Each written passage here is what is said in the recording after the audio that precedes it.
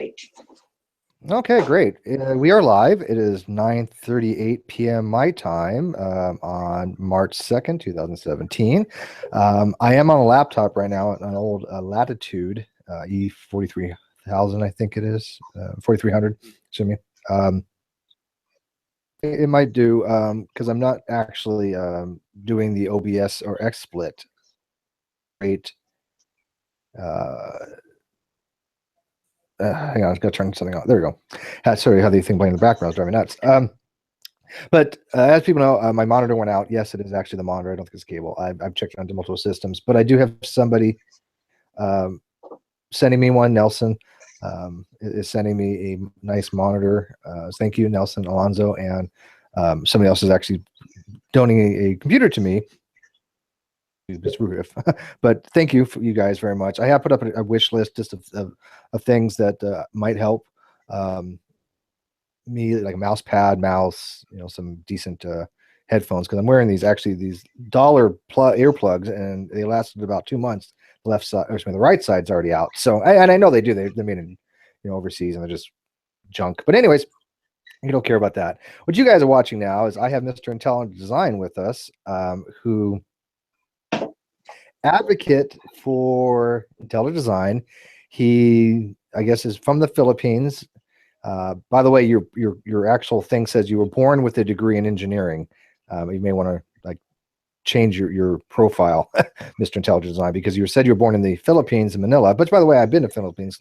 Love that over there. But you were not born with a engineering degree. But anyways, go ahead and tell about yourself, and let's get started here. Okay. Can I start? Yep, go ahead. Okay. This is my first time to have a Google Hangout, so I am not accustomed to do this thing. I normally write my ideas in the science books, and sometimes I upload videos in YouTube. But now, because of you, Steve, you had given me a chance to have this kind of hangout in your channel, and I thank you for that. Thank you for your patience, because my first time I have a lot of troubles. I have a trouble in doing this kind of things. Anyway, as you have said, I am the, if you can see my monitor, this is the place where I upload my videos, and this is where this is a place where I think, where I write, and it's a place where I concentrate myself.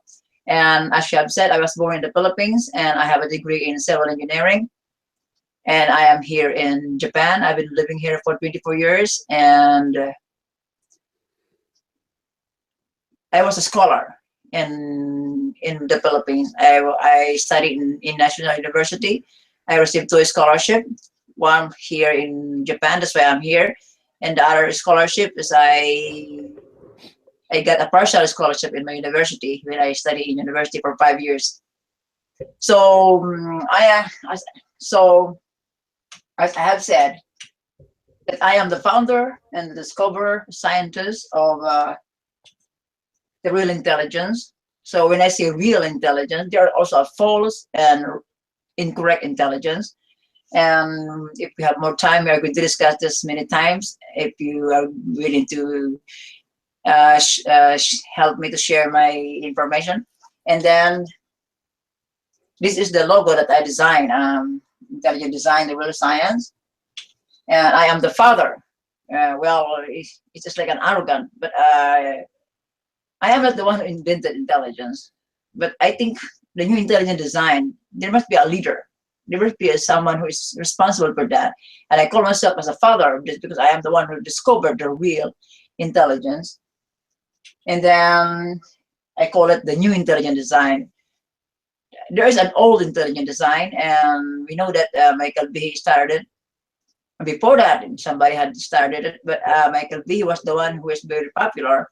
And whenever I use the word old ID, old intelligent design, I mean the old intelligent design by Michael B. As part of my introduction, I've written 6 books, science books. Supposed to be, I've written in one big volume of books. But when I uploaded that in Amazon, the customer said to me that it's very hard to read because there are too many. There are almost 600 pages. So they said to me that why don't you break them down? Why don't you split them? And so all I have to do is to split them based on topics. But Well, actually, Mr. Intelligent Design, I've actually read the reviews to your books. And by the way, you need to turn off the actual video okay, if you're watching it. Okay. First of all, you were self-published, right? None of these books were through actual publishers, or were you yes, self-published? self-published. I do it by, okay. I read the actual reviews. None of them actually said anything really similar to that. They all had the same general theme that nothing you wrote was coherent. Nothing you wrote made sense. Nothing you wrote gave any testable hypothesis. Nothing you wrote gave any explanatory predictive modeling. So that's why what I want to kind of address is, what is your theory state? What do you think it predicts, and what do you think the conclusions can be derived of? Okay, that's a good question. Okay, what I claim and what I discovered and what I want people to understand, to know, is that first, if we are going to study the origins, all origins, the origin of the universe, the origin of life, the origin of existence, the origin of anything that is our origin, and if we are going to study the categorization, when we categorize something, for example, we categorize, for example, this marker, we categorize these 2 things, X1 and X2. My discovery tells me that whenever we need to use to categorize something, intelligence is always a part of it, especially in the topic of the origins, first, species. So How do you come to the conclusion that you're basically assuming your conclusion in your initial conditions here, your initial premises? How do you derive an intelligence from anything relating to cosmogony or origins of anything? We can derive a system of the universe that came about through purely naturalistic explanations, can we not? Okay, can I answer? Sure. Okay, so first, I am a civil engineer. In civil engineering, we have what they call structural design. And we also design what they call like architecture. We also make a house. That's why in the term of design, of making something, I know how to do it, okay, in engineering viewpoint. But if you're going to study the origin of anything, of the universe, of anything, for example, anything that you would like to study, then we have to understand that, what should I say, that we are trying to understand the pattern, if the thing that we would like to study is made by intelligence agent or not. And my discovery tells me that if an intelligent agent made an X, there's a pattern. There's a pattern of any intelligent designer, intelligent agent. Whenever that intelligent agent made an X, natural pattern. Well, intelligent design can make X, but that doesn't mean it made Y. We make things all the time, and we're intelligent agents, right?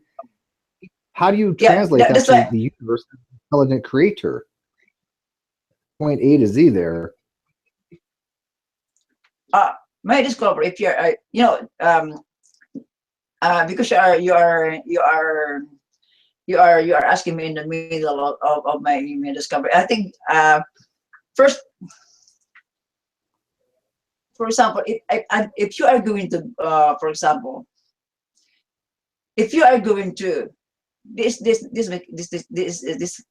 an example that I think will help you. If you are working in a company and there are 2 workers, one worker is using his mind to work and the other worker is not using his mind. In other words, one person is using intelligence and the other person is not using intelligence. So these 2 persons, they have differences, right? We can differentiate the 2. while it's using intelligent by doing the same work, same X. So my new discovery tells me that if you would like to categorize these two, if one person is using intelligence or not, any person, any agent that uses intelligence has always a pattern. Okay? Okay, And any well, no, person. no, no, no. That's well, you're Okay, failing okay. right here, and I have to interject because Sorry, you're sorry, not really sorry. answering my question. Let me. Okay, you've just Okay. said that in both situations there are two people that one's using intelligence, one's not, but they have one thing in Yes. common. They both have a What? brain. Okay, we've only Okay. seen things that are designed from intelligence that have a mind, that have a brain, a physical substrate. Why don't you say this? Okay. Anything else that's designed, such as the universe, we've never observed a non-corporeal mind create anything. Vision that you're committing by you thinking that the universe shows signs of design, which, by the way, can be explained naturally, as I suggested to you. Matter of fact, it's funny. I just put the book "The Cosmic Landscape" on my wish list by Leonard Susskind, because one of the reasons things he Yeah. talks about. Yeah, Okay. so he's one of the things he talks about, and I do want a copy of it. Um, that things appear to be designed, but of course they're not. They're not. So things have the appearance of design, but you can't say the universe is designed just because humans have designed something. Because again, the fallacy of division. Humans have a brain.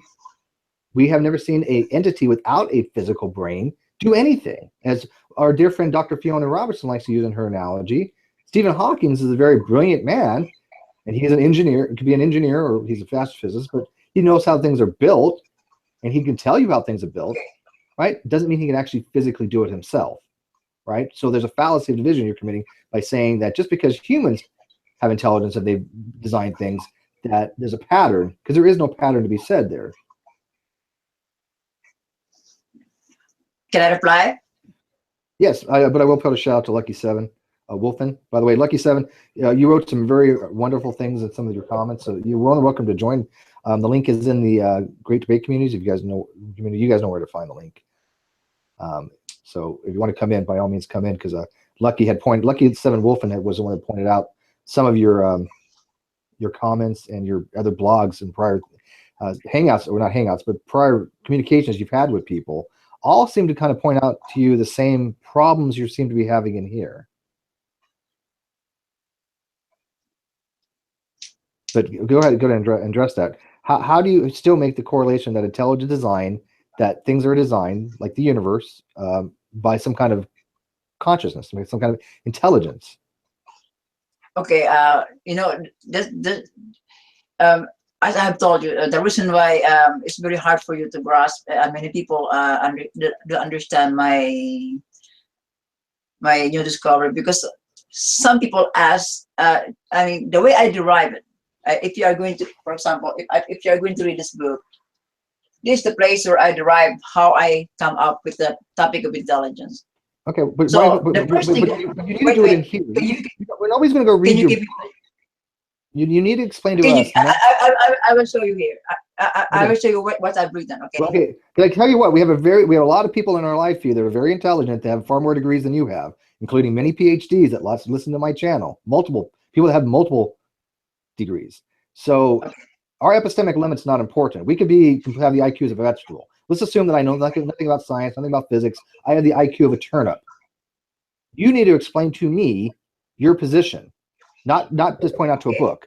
So explain to me how the universe points to an intelligence design aspect. Okay, wait. You give me a time, okay, please. Because this is our first time. This is a very long. I mean, this is a very difficult topic. So please give me time to detail them down here. Okay. Mm-hmm. Okay. The very first thing that I think that really bothers all of us here is that we don't know what is a nature, what is a natural process. Okay, we normally use the word natural process in nature, but to tell you the truth, nobody had ever come up with the term natural in science. We don't really understand that it's natural. We understand that the nature are composed of elements that are like a rocks, a stone, an air, something like that. So the first thing that I would like to clarify here in today, maybe I think that this the first thing, the basic. I would like first to talk to here the basic, because intelligence is a very difficult topic. The reason why it's very difficult is because we don't know what is the meaning of natural. Okay, well, We what don't is your even meaning know of what is the natural? meaning. Okay, that's What a is your good meaning of question. natural? Give me a criteria to be able to delineate between natural Okay, yeah. and non-natural. Yeah, okay. I will. That's the reason why I'm here and I explain to you. Okay. First thing, I will compare to explanation, right? When we took in the theory of evolution, TOE, if you are going to use the word the theory of evolution, when they use the word natural in the theory of evolution, they mean all things in the universe, in the whole existence. Okay, that's what they're trying to convey in their books, in their science books, in their videos, and everything that in their literature. Okay, I agree. So you're saying, because I want to make sure we're on the same page here. Okay. Yeah, just give me, okay. Okay. And then, if you are going to ask me as the founder of the intelligent design, in the intelligent design, nature is actually the same. It's the same with the theory of evolution. But in my discovery, nature has a mathematical limit. Okay, the best way I think for me to show you how they arrive it, I'm going to use mathematics. Okay. Well, no, wait. Forgetting the Wait. mathematics, you haven't even addressed my question to you. How do you eliminate between natural and non-natural? I agree that the theory of evolution is a teleonomic subject that states that nature is a designer. So if nature is a designer, that's fine. It requires no intelligent intervention. Somebody put in their life, no sapient intervention. We don't need to be a part of the process for natural things to occur. So the theory of evolution is based upon a naturalistic explanation for a natural phenomenon, not requiring intervention by an intelligent entity. Okay, so I'm asking you, if you look at something, okay. How do you differentiate between it being natural and non-natural? Okay, you give me a time. Okay, okay. I'm going to show you first. If you are going to use, this is the thing that really bothers both of you and me. We never agree. We never meet. Because in the whole existence, there are a lot of many things here. There are rocks, there are rivers, there are galaxies, there are stars, there are humans. Okay, do you get me? Yeah, are they natural or not natural? They're all part of nature. They are part of nature. Okay, so they're natural. If the theory, wait, are humans natural? If you are part of natural, because you are part of nature, right? Okay, so we have a working definition. It's the tautology. It's not a very great definition. Natural means part of nature. It's kind of the definition, but that's the reason why. That's the reason why we have an understanding what we mean by natural. Got it. Go ahead. So that's the reason why we are confused in our science today, because our science today is not specific. Didn't define, didn't make a limit. For example, we are talking about natural right now. So we don't know which one is natural, which one are not natural. Because if you are going to use the word natural in science, it only means that everything included here in the world, even the human beings are natural. Even I don't know, because that is how we use it. How we are here is real, right? Can you give me an example of a supernatural being or something that's supernatural real quick? Okay, the word super. Okay, I will talk about supernatural. In religion, we normally use the word supernatural, which denotes a deity or God, right? But I am not talking religion here. I don't buy the religious explanation because I am a scientist. Look, this is how I. Okay, I tell you here. Well, I'm trying to narrow you down because there's wait. Well, let me finish. There is different ways of describing what natural means, right? Okay, if we have a mechanistic process where we produce something like a synthetic something, we call that artificial. Although it's still part of nature, right? It's just a very specific type of natural thing that we decide we arbitrarily call artificial. So there is a distinction between artificial, natural, and then supernatural. But I'm using natural to mean anything that is not supernatural. And you agree that humans are natural, so we're not supernatural beings. So I'm asking you, can you give me an example of a supernatural entity? Oh, wait, what do you mean by supernatural? Okay, because Not natural. yeah, but are you talking about a spiritual being, like a religious wordings or Yeah, a scientific wording? would God be considered supernatural to you? For me, because I base my explanation on the intelligence. Okay, I never base my wording on religion. I know, but The I mean, people, I get that. But would you, if God does exist, would you consider him to be supernatural? No, no, God is not supernatural. he because in my definition of supernatural, it means intelligence. Okay, so intelligence is Because supernatural. yes, because an intelligent person will go, for example, I play What? guitar. Wait, I give you an example, okay? I play guitar, and I think I know how to play guitar well and folk guitar. But the person who doesn't know how to play guitar, whenever you see me playing guitar, they will say me I'm supernatural. You see, this is the way how we understand nature. Okay, the reason why we are very confused because we are using terms that that religious people are using, and we are trying to apply it in science. Okay, that's You know, fair I am a enough. scientist. I'll actually concede Okay, that. Sometimes they do that, you see, but okay. So that's why so when I use the word supernatural, I never said that it is not, because in my discovery, the word supernatural, intelligent, smart, they're almost the same because they are using a so mind and playing brain to do something. so playing guitar is supernatural. No, I mean, if I No, no no, playing okay. guitar So is playing not. guitar is not a supernatural thing. So what does that have to do with anything? I mean, I'm the just reason asking why, you. Give me an example of something that's supernatural, and you said intelligence. yeah, in Okay, so my in, in intelligence my is supernatural. discovery, Okay, is there anything else? Is there anything supernatural else? is intelligence. Is there anything else other than intelligence you can describe or ascribe to be intelligent, to be supernatural? Give me any example other than intelligence of what you think is supernatural. Smart, wise, Okay, those are um, kind of unequated synonyms, but sure. sense, I mean, yeah. intelligence. Because I'm a Okay, scientist. so Because that's the one that I can test. I will. If you're okay, so we've just discovered that intelligence is the only thing that's supernatural, pretty much. Okay, so Okay. let's look at your So whiteboard here because you have on your screen here science is to know. Let me so broadcast here because this science is and really fundamentally flawed. Science is any explanation. or conclusion Gosh darn it. Yeah, let me that present has this before experiment. talking goes away. So let me present this to everybody. So we're not having. There we go. Science is to know. Quote, to know, science is any explanation or conclusion that has experiment. Now, I could Now, falsify okay, that in literally 3 seconds. there's two. Religion is any explanation or conclusion that has no experiment. That's not the case either. If I can That devise is an the one. experiment, well, if I can devise What? this experiment, if I devise an experiment, but that experiment is faulty, am I actually doing science? Science is the explanation. Science wants to explain things by naturalistic explanations. There's experimentation involved. I But just agree. because you do an experiment does not mean you're doing science. But in your definition, you're claiming that any kind of science is a result or conclusion from an experiment, and that is not necessarily true. Can I reply? Can I reply now? Yes, of course.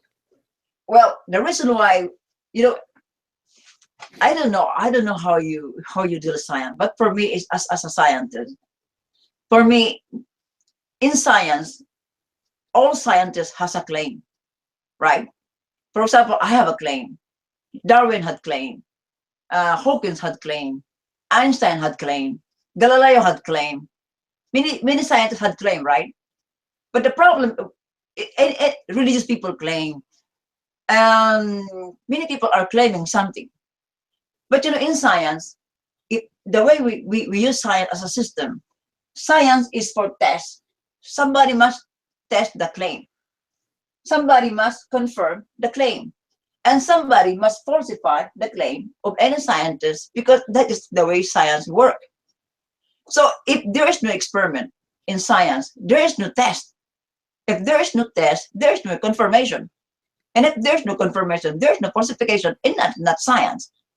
I will give you an example. The reason why we are deleting, we are dismissing, we are kicking out religion in science, because religion is just a conclusion or an explanation that we cannot test. They said we will observe this thing, we observe this thing, we observe this thing. No, observation is a part of science, but observation Okay. is not making science. Well, It's the observation is intelligence. the first. It is an experiment. Well, yes, it is. Observation is the first step of the scientific method. We observe something. Right. That's the very first thing we do is we make an observation. Then we try to formulate a hypothesis to explain that observation. Do you agree? I agree, of course. But Okay, to and back then we test it. Okay, What's that? go please. I was To gonna say, back then we up test that it. hypothesis, to make that hypothesis science, we need an experiment, because somebody Correct. must test, somebody must confirm somebody's claim, because we are not religion. Sure. So that's Okay, why I agree with you on that. definition as the founder of intelligent design, I define these things. The science is to know, but science is always must always have an experiment. Anything that has no experiment, we can make that as a religion, because religion has no experiment. I mean, well, in theory, you could actually do experimentation if somebody could devise a ways, but I don't know of any. People haven't been not given me any ways to really test for religious claims. I think science, it falls outside the scientific purview, right? Because science wants to find a naturalistic explanation.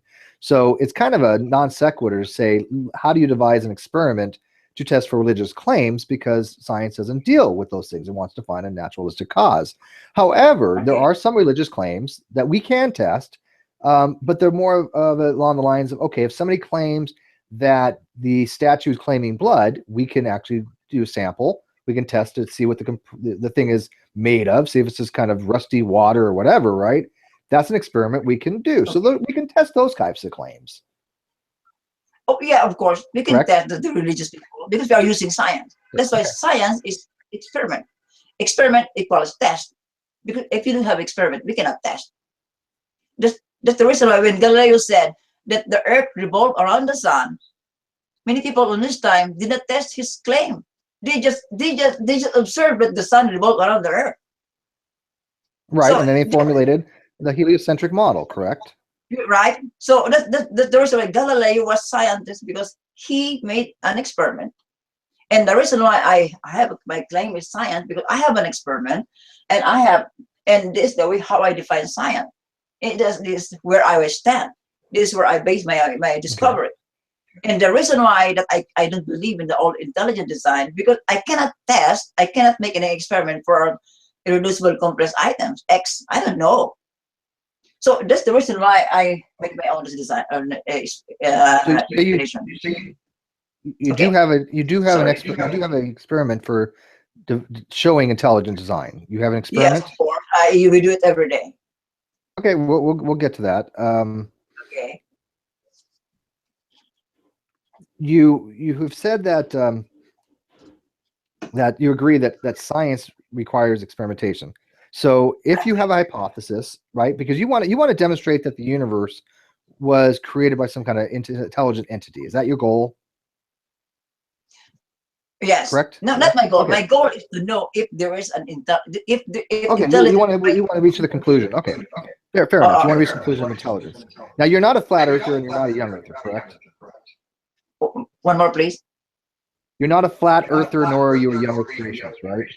I am a young earth. You are a young earth? Yes, because okay. An intelligent person, an intelligent agent will never use a dumb process if you will expect something. And dumb process is slow. An intelligent person is fast. So why don't you use, if you use intelligence in making X, you're not going to make it slow. Because if, for example, if you're in a company working, for example, while making a computer, if you know how to make a computer and use your mind, you can make it faster. But if you don't know how to use a computer, you can make it slower. So right, but we can actually go to the people designing it, right? We can actually go, hey, who designed this computer? And we can see that it was designed by a human with a mind. Can you demonstrate that the universe was demonstrated by a mind or independent of the brain? Either or. I'd be interested in either one. Then I want to get into the young Earth creation aspect, because that's actually much more of interest to me than intelligent design. But since you're Mr. Intelligent Design, we'll talk about ID for a while. But yeah, can you show me use to demonstrate that the universe was the result of a intelligence, whether it be a disembodied mind or a mind with a body, a brain with a body, either or brain with a mind. I'm sorry, either or. I know it's easy to show here to you, but the way I show it here to you is based on my definition, my explanation of intelligence. Okay, I'll show you. Intelligence, I will write here. In my discovery, intelligence is like this. Can I write here? Sure, but I'm kind of hoping you answer my questions, because one of the things people have noted about you is you never answer the direct questions. Yeah, I'll answer your theory, but you don't answer the questions. You know, the question is easy for me to answer, but I think you will never understand me. Well, let me. Well, hang on. Let me and my viewers determine whether we're understand it. If we have an epistemic problem, we will let you know, and we'll ask for clarification. Okay. So the reason why the universe is intelligent design, because the particle has a dual nature. Did you get me? Okay. Which particle have a dual nature? Not all particles have duality. Any particle. All particles have dual nature. That's not true. No, that's not true. Only certain particles exhibit quantum duality. Look, if there are particles that has no dual nature, then the universe are not designed. Remember, are not intelligent design. Okay. Remember the only thing. Oh, hang on. Okay. Remember this, that it is predicted by the intelligent design, by intelligence, that any X that was made use, that was designed by intelligent agent, must have always a dual nature, and in opposite. It's always an opposite. For example, particle and wave, they are opposite. They are not particle. They are not wave. They are particle and wave. There are two. There are always two in intelligent. I don't know if you get. Okay. Okay, I understand particle wave duality, but I'm not quite sure that you do. Yeah. Okay. Okay, so particle anything can exhibit particle wave duality, given what's called a de Broglie wave or matter wave. Have you ever heard of a matter wave? Yeah, of course. But okay, go please. Okay, a matter wave, a de Broglie wave, is a type of wave function where if you are smaller than a certain amount, you can exhibit quantum mechanical functions. It's very similar to the Schwarzschild radius around a black hole. It's similar analogy. So anything can theoretically exhibit quantum duality. However, you have to be within that radius, that de Broglie wavelength, again called a matter wave. So an electron or photon can exhibit properties of either a wave or a particle, depending on how we want to observe it. You're familiar with the double slit experiment, I would assume, correct? I know it. Okay. The double slit experiment only showed that a particle can exhibit both properties. And when you open up both slits, what happened? A single photon will pass through, seemingly knowing both slots, right, are open, and after a while develop a pattern of interference, which can only really be produced by a wave function. But if these are particles being tested individually, it still produces that. Yeah, I know it. To do with intelligence. Okay. That is a function of physics, not intelligence. No, that's the reason why. You see, that's the reason why my intelligence is universal. I cannot accept because I'm a designer. A designer has always, all designers in the world has universal mind, a principle of making X. The reason why, that's the reason why Michael B's whole idea is for biology. My discovery are universal. You can use everything. You can use in education. You can use in science. You can use in biology. You can use in physics. You can use in psychology. You can use in philosophy. For example, Mr. Intelligent Design, you have not answered anything I've talked about. You're going off on some other tangent. You asked me about the universe. How does a particle wave duality show intelligence? It's just a function of a wave function. Okay, that's a good question. You know, I the believe it reason is. why, Yes, that's why I asked it. yeah, yeah, the reason why, the reason why, that's why I've told you that, you told me to answer direct. Okay, I am a person who knows my stuff, and I can answer you direct. But since you don't know what I've discovered, you were so confused of my answer. Oh, go give it a That, shot. Again, we will tell you if your okay, answer is coherent or not. You're not the only yeah, person who has studied science. You do realize this, right? but I have a discovery. Okay, I but you know about haven't the. through intelligent design. You haven't demonstrated to anybody on the entire planet that you discovered anything except to yourself. You convinced yourself that Well, you've discovered something that nobody else has ever agreed with you upon because you haven't been able to relate it to anybody. That's like we're saying just you found the secret of transmutation from lead to gold, but you don't know how to show anybody how it's done. What good is it? wait. No, wait. I have already written in my science book. Okay, I mean, before I come here in YouTube, I've already shared to the whole world my new discovery. I've Nobody written accepted six it. times. How many I, scientists? I, I did How not many? hide it. Yeah, but how many scientists have ever read your things and said, "Oh my God, look what you've discovered"? That is. Zero. Do you think it's Zero. my problem not to understand? Well, I mean, but be honest. Be honest. How many have ever read any of your books and said, "I think you're really onto something. Let's suss this out and work on it"? Has any scientist ever told you that? of course not. Of course not. Well, at least you're honest about that. I respect that. Yeah. Yeah, not But do you the not think? reason But do why. you not think? But Mr. Intelligent, do you not think that there's a reason for that? Do you not think there's a problem with maybe your end rather than everybody else's end? Do you not take feedback? Because in science, right, we learn from our mistakes. When No, we put something on the table and somebody look at when we put something on the table and somebody says, "Hey, you're really wrong about this," and it happens all the time. Believe me, I fuck up quite often. And okay, when okay, somebody does it to me, they correct me and they do it either jestfully or they do it okay, seriously. I take it to heart and go, "Yeah, you know what? I either made a mistake here. I try to correct it." okay. But I have never made assertions that I cannot, for the life of me, not be able to explain to somebody in some degree or to give them to somebody who can. You can do neither. Well, wait, Steve. Before I upload my video, before I come here, before I show myself to the public, before I claim that I have a discovery, first I wrote science book. You didn't write First, I any. made No, science. stop. You Oh were wait, okay. self-publisher. Okay, you wrote more. Nothing. All you did was write stuff down and call it a book. Anyone can do that. You're not published. No, they cannot do that. They cannot. If they can make this kind of intelligence, please show me. Well, Behe and Dempsey If at least write some if they actual can make stuff. it, please show me, because that's my goal. If they can make it, if they can arrive in the same conclusion that I have, they can make that with Well, experiment. Please you show haven't even explained how you get to your conclusion. You basically think me. Of that course, because things look designed, they're designed. That's not a conclusion. wait, because we are here. We are just beginning. We are just starting to this topic.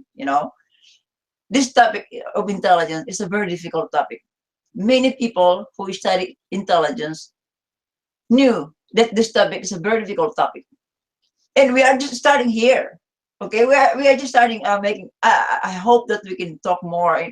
Because my personal experience tells me that this topic, it cannot be solved in one day. We have to talk more about this because there are many things that should be ironed out. Okay, let me Okay. ask you this. Let me ask you this. Let me ask you this. Okay. Let me ask you this. Okay. When Einstein came up with the general theory of relativity, okay, actually he came up with the special first. So when he came up with the special theory of relativity, I believe it was in 1906, and then general Okay. somewhere in like 1915, 1916. Okay. So when he first came up with this, there's obviously a little bit of pushback. He didn't even want to accept quantum mechanics during his day, right? Because he wasn't a big fan of Okay. spooky I got it. distance. Einstein. Yeah, and I'm not, and this is not an appeal to authority. This is just an example. Okay. But what Okay. they do is they put their theories out there and people review them and they look at them. Okay. There was people that took Einstein very seriously. Why? Because he had evidence. He had experimentations he could do of light due to a star. He had things that explained predictive modeling. And he actually had the mathematics more than else. He had the tensor mathematics to show what the curvature relationship to gravity was in general relativity, right? The field equations, right? I know. So other scientists, right, have looked at this and they said, oh man, this guy's onto something. Do you not think to yourself that not a single scientist in the entire world that are, I'm sorry, you're not the most intelligent person on the planet.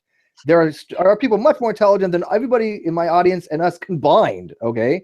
They've looked at it, I'm sure, or people have looked at it, and not a single person has said, you've been doing anything but spouting gibberish. Why is that? Not to be insulting, but I'm just asking you. Oh, no, that's okay. No problem. I heard it. I heard it many times in debate forum. Okay. First, about Einstein. Okay. When Einstein made his relativity, when he published that in I think in Nature. Yeah. Nobody believed him. That's not true. Waited, no, that's not true. He waited. Wait a minute, you can't say that. He waited many years. He was an established physicist, right? He worked at a patent office, but he was still very, very respected. When he published, he was published. Okay, people did take him seriously. That's why it was published. What do you mean by nobody took him seriously? Okay, yeah, they were published because on that time there are no religious people who are going against him. In my time, there are many religious people, many people who are religion. You just said you don't deal with religion. Religion has nothing to do with this. This is science, not religion. No, I mean I said religious people, not religion. What the people who oppose me. I mean the people who oppose me are the people who has no experiment to show that I'm wrong. Well, that's not how wait a minute. That's not how it works. You have to show your claim. We don't have to. We can. Okay. When you try to have a hypothesis, you try to falsify your own hypothesis. Do you understand that? I know. The job of a scientist. Okay. So you try to falsify. It's not my job to falsify your hypothesis, although I can. That's what peer review can do. People try to falsify other people's hypothesis, right? But just because I can't disprove something doesn't mean that is true. First of all, but you haven't even demonstrated anything that I even tried to falsify yet. Except I can't falsify all. Let me explain this. I can falsify all of young Earth creationism. You do know that, right? Okay. My whole channel is dedicated to debunking young Earth creationism. So yes, I can falsify that. But I don't think I can falsify intelligent design because I don't think intelligent design even at the point where it's a working hypothesis. I don't think it's falsifiable. Okay. Science. Okay. But go ahead. So wait. Just can you give that time? Okay. First, you're asking me. I mean, your thinking is that, hey, Edgar, your intelligent design is not peer reviewed. No scientist in the world has agreed to you. No. For me, you are using the argument of authority, appeal of authority. Okay. There's nothing fallacious about that, though. Okay. Argument of authority is not fallacious. You know that, right? Okay. But for me, okay, before I told you that I have my discovery. Okay, I know about intelligence. I know the definition. I know the explanation. I know the mathematics, and I did not hide it in the box in the closet. I opened it to the world and I wrote science books and I uploaded videos. So now you're asking me that I have no argument. I have an argument, but the reason why I am not so famous in this time because there was a connotation that and whenever you talk on intelligence, there is not science. But for me, no. That's the reason why those people who said to me that I have no science, I love to talk to them. I love to debate it. I love to show to them science by science. That's why when I wrote you into your comment, I said to that one person, I think Lucky, some person sent me I think probably an insult. I told him, if you think that I am wrong, I have written science book. I never hide anything. I have YouTube videos. I don't hide it. Maybe people are asking me, hey, can you give your books free? No, I don't believe that if you are going to give your books free, they are going to read it. No. So, and the reason why I cannot show it here to you today, because we are in the middle.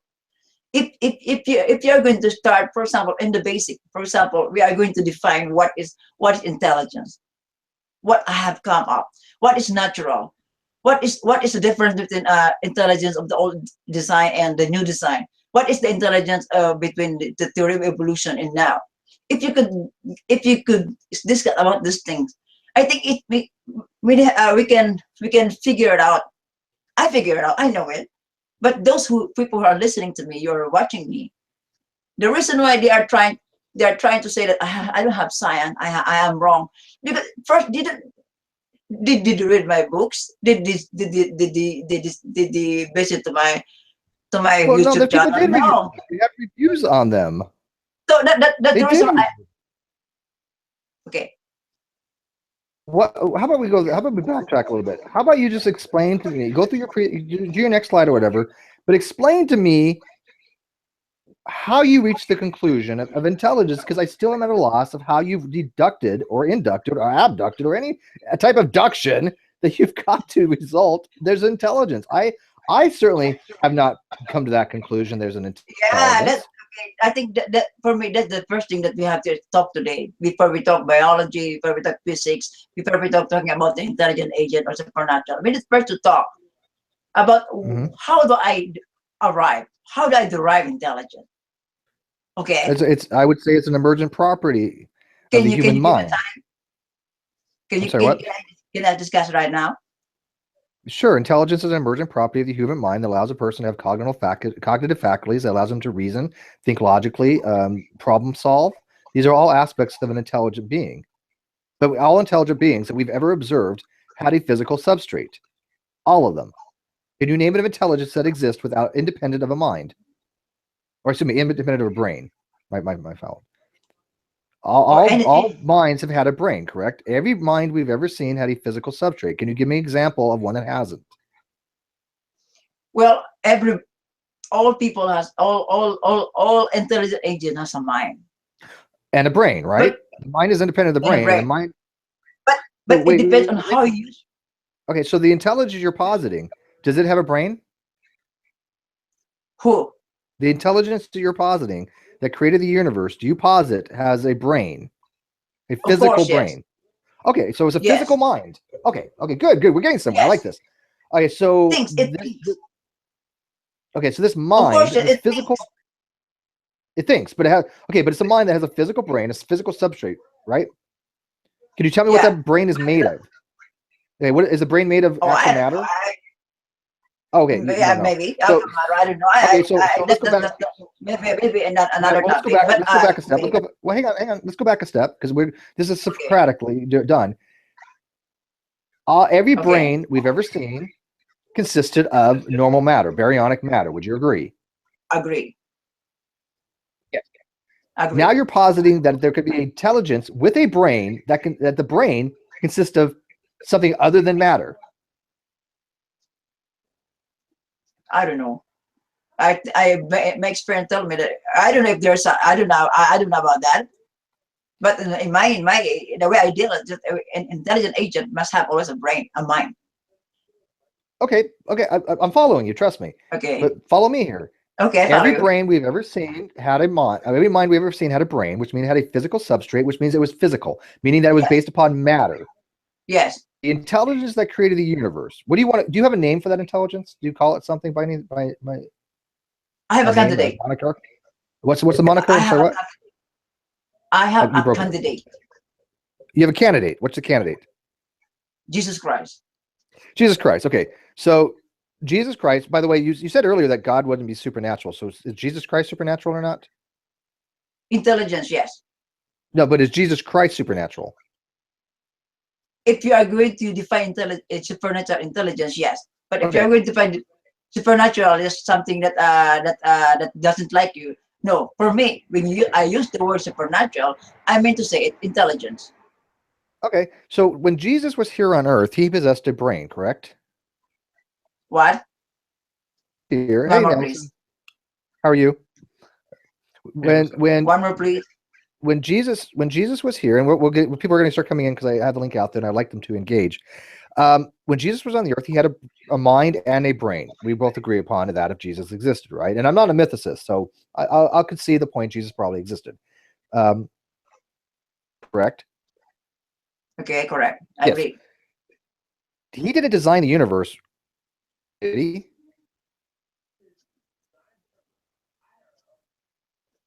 He did it in his homeostasis with the God the Father, right? Part of the Trinitarian concept, right? Okay. So if he's with the God the Father and the Elohim, which is the Council of the Gods, He didn't have a physical brain at the time to do that. No, how do you know? How do you know?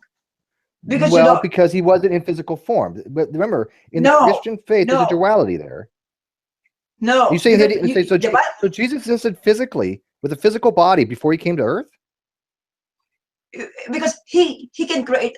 He if I am an intelligent agent and I can make this universe and I can make a law. I can make a forces.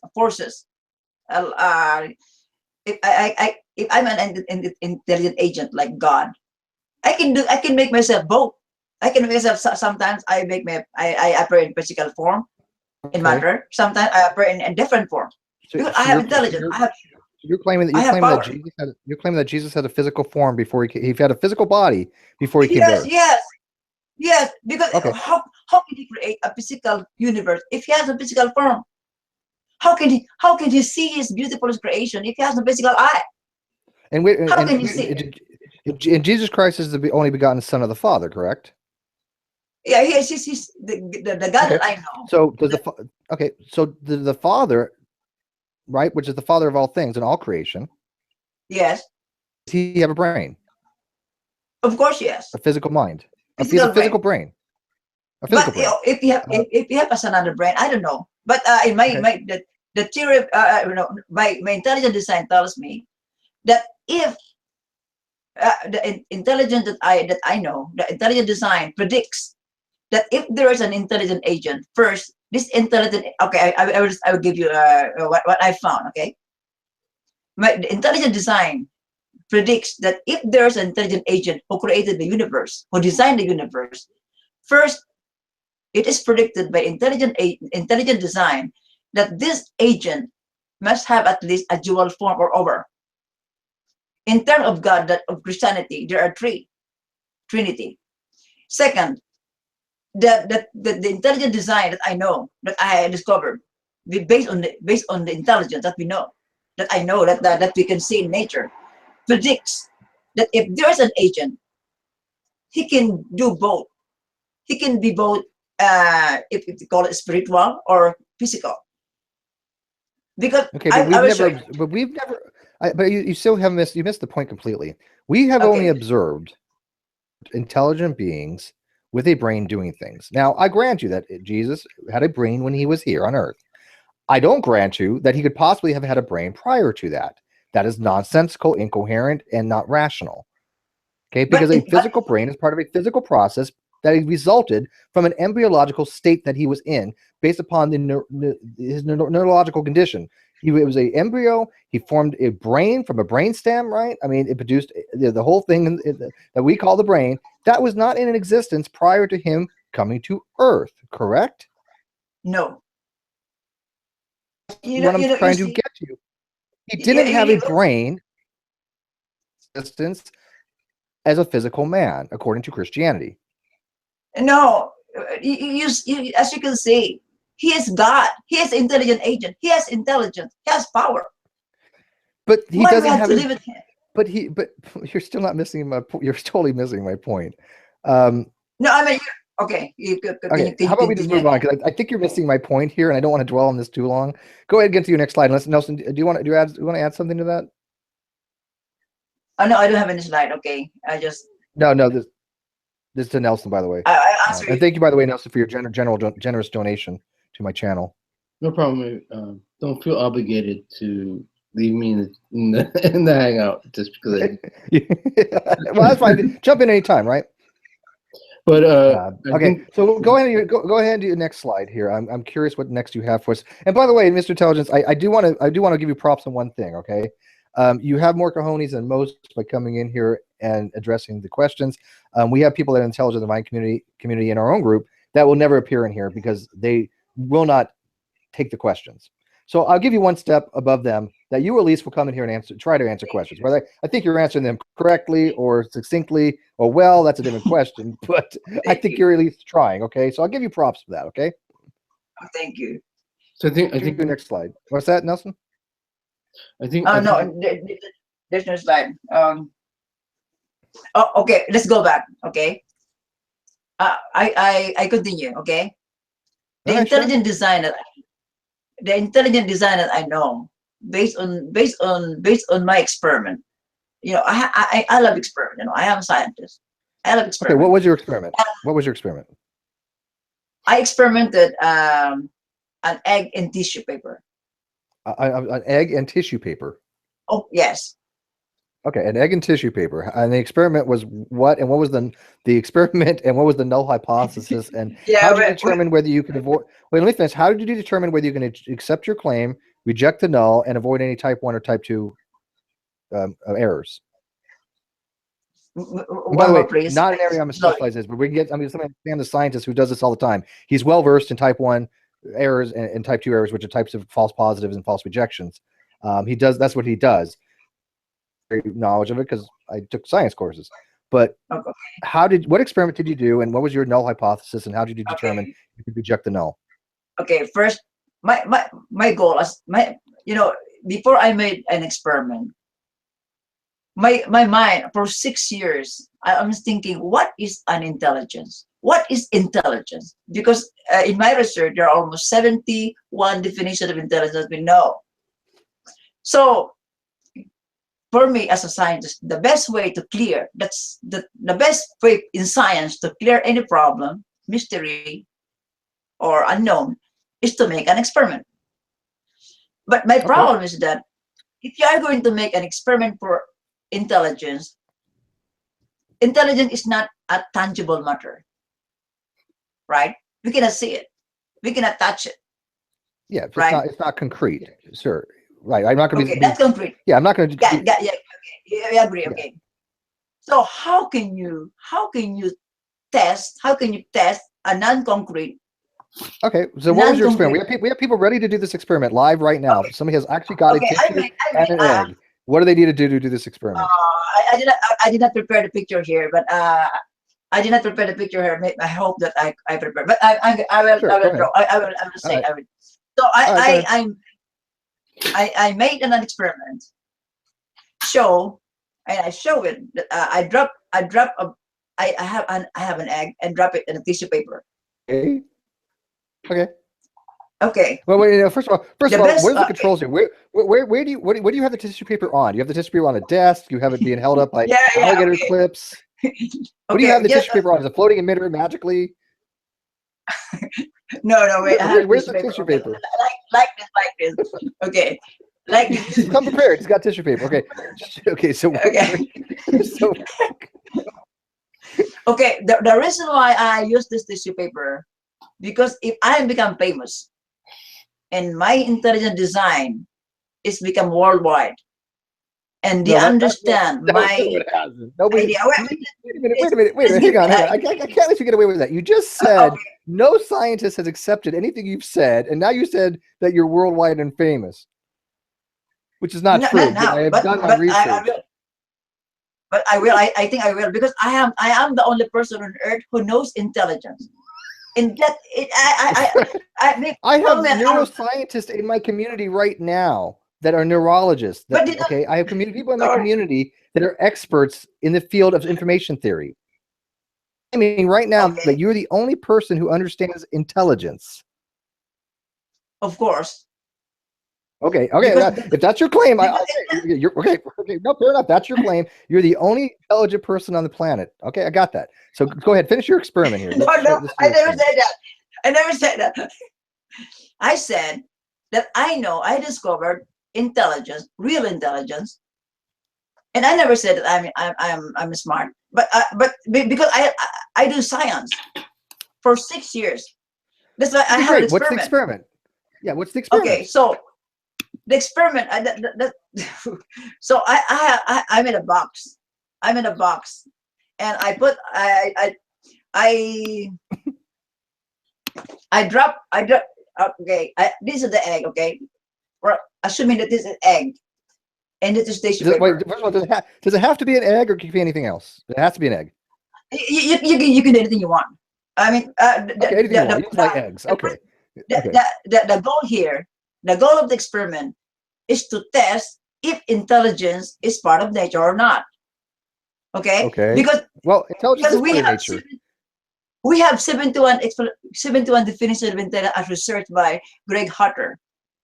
They have 71 definition, and Well, I'll nobody just knows about concede them that now. intelligence is part of nature. No, I'll concede that intelligence we is part of have to nature. I have test no it. problem with that. We have to test it. So that's why I have to test it. Humans are natural, right? We have intelligence. Yes, So agree. obviously intelligence exists in nature.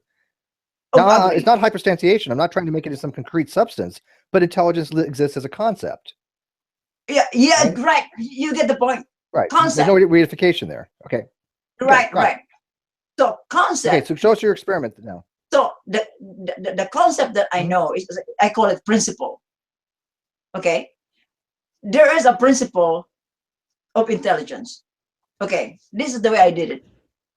I drop an egg to the tissue paper and I recorded it. Same egg, okay? I did it maybe 7 times. 7 times. But different number of tissue paper. Same egg. Okay? So if you are going to make the experiment, for example, if you are going to use one sheet, if you drop the egg, the egg has 68 grams. If you drop this egg to the tissue paper will break. Okay. Right? It's not, yeah, right, So, sure. It's not structurally sound enough to withstand the momentum of the egg. You got it, okay. Okay, I get that. I croak. Yeah. You get it, okay, right? So yes, in the way if you are going to use breaking is failure, right? Can you hear me? Breaking is failure. So breaking is failure of this experiment. Okay. Right. Okay. So failure is not intelligence, right? Failure is not intelligence. Because you fail. Not quite following that, but go ahead. You have to follow me, okay? So there's no objective definition of intelligence. That's the point. I have. What's your objective definition of intelligence? My definition of intelligence? Your objective definition of intelligence. My objective definition of intelligence? Yeah. Are you asking me? Yeah, I'm asking you. Okay. Intelligence for me is a principle of reinforcing an X to survive, to exist, and it has always exist in a symmetrical phenomenon. This is the universal definition, explanation of intelligence. And you can apply this. Wait. Can you cite me where that definition exists? What? Can you give me a citation of where you're coming up with that particular definition for intelligence? This is subjective. This was my discovery. I gave a definition of intelligence earlier, right? That was my discovery. Definition? Based on my experiment. Yeah, the same. Okay, but I gave a working definition of scientific, the same, just only one. Intelligence has only one. Do you agree that intelligence is an ability for someone to have cognitive thought process, such as have rational thought and do logical problem-solving capabilities? That is all a form of intelligence, right? No. Okay. That's not. So people that are more intelligent are not more likely or apt to be able to do better problem solving than people that are not intelligent. You disagree with that? No. Okay, you see, can you repeat again? Maybe I didn't get it. Sure. People that are more intelligent are more likely to be able to do better problem solving than those that are less intelligent. Would you say that's pretty well? No, that's not the way I see it. That doesn't hold true. If that definition mass intelligence, and people it mass can reality. solve problems just as well as smart people. No. Okay. I will give you an example. Okay? Sure. I will give. If you are going to let me to continue my yes, please go ahead. Finish your experiment. My experiment, you will get me. This is going to be my most popular video of all time. I have a feeling. Just go ahead, please. Sorry. Okay. Okay. This is the egg tissue experiment. This is the intelligent design experiment. Go ahead. Yes. The first try that I did in my experiment, I did an egg 68 grams, and this is tissue paper. I used 2 sheets first. The first try. The second try, I use 4. The third Use try, 4 I tissue use papers 6. or 4 eggs? 1 egg, of course. 1 egg. One Okay. egg. Okay. 1 egg. 1 egg Okay. is fun. And let So, me give it predictive modeling. The more tissues you added, the less likely the egg was to penetrate them when you dropped it from a specific height. same height. Right? Okay. Same height, right? But every time you added more tissue papers, you eventually reached a point where the egg didn't drop all the way through, correct? Right. Oh my goodness. Yeah. Ooh, I was worried about that. Physics still works. Okay, good.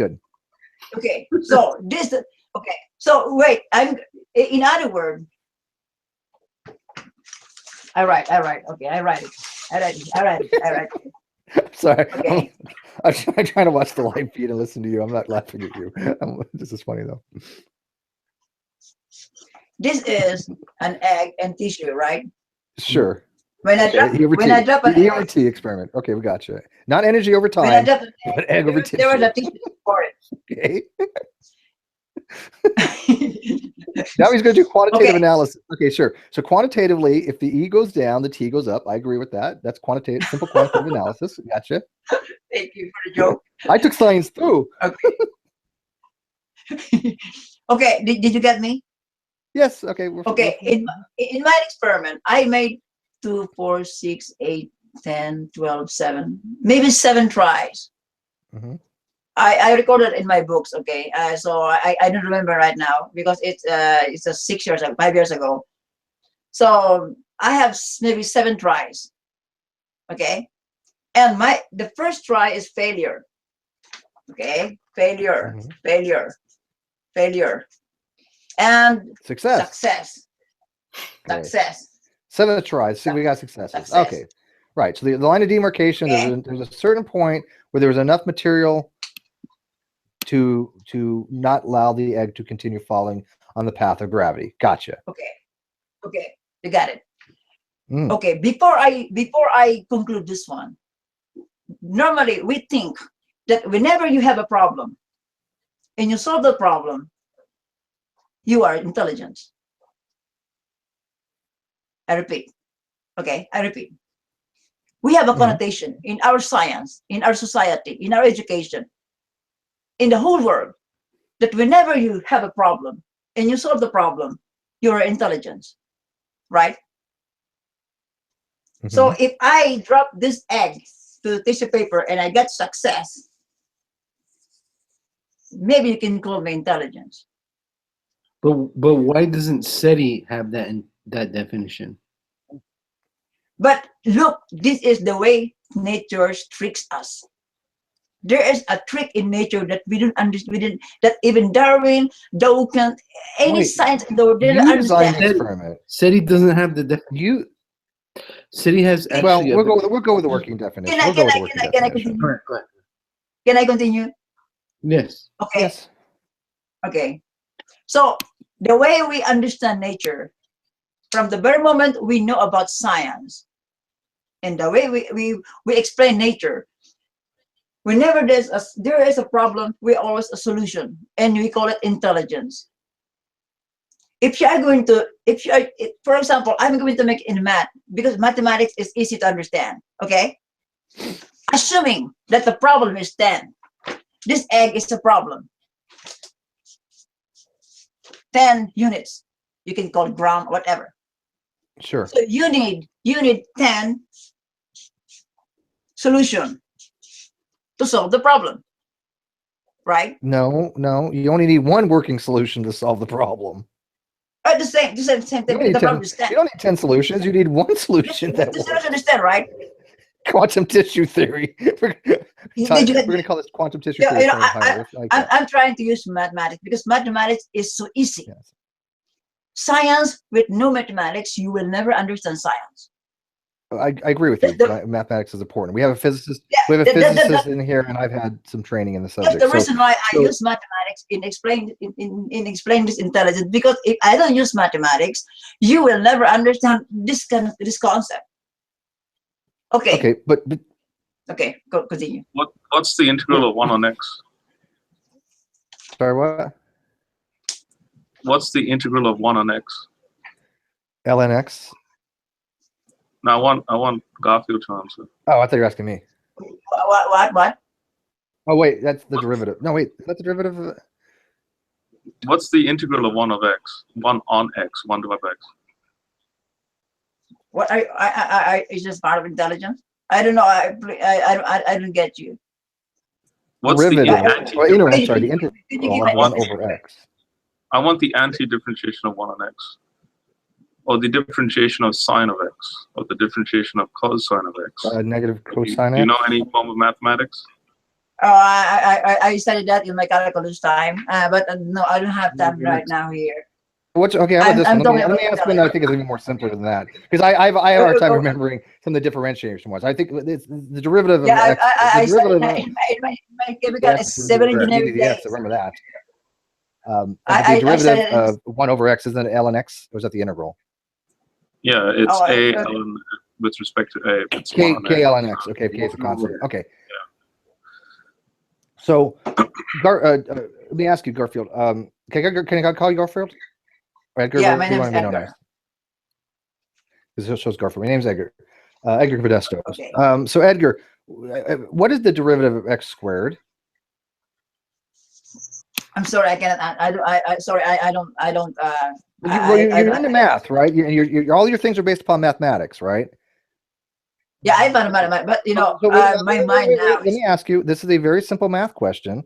Can you give me off the top of your head? And you can't. That's fine. I'm not trying to shotgun you, but this is very basic 101 stuff. I cannot. Can you give me the derivative? I forgot all my mathematics. Okay.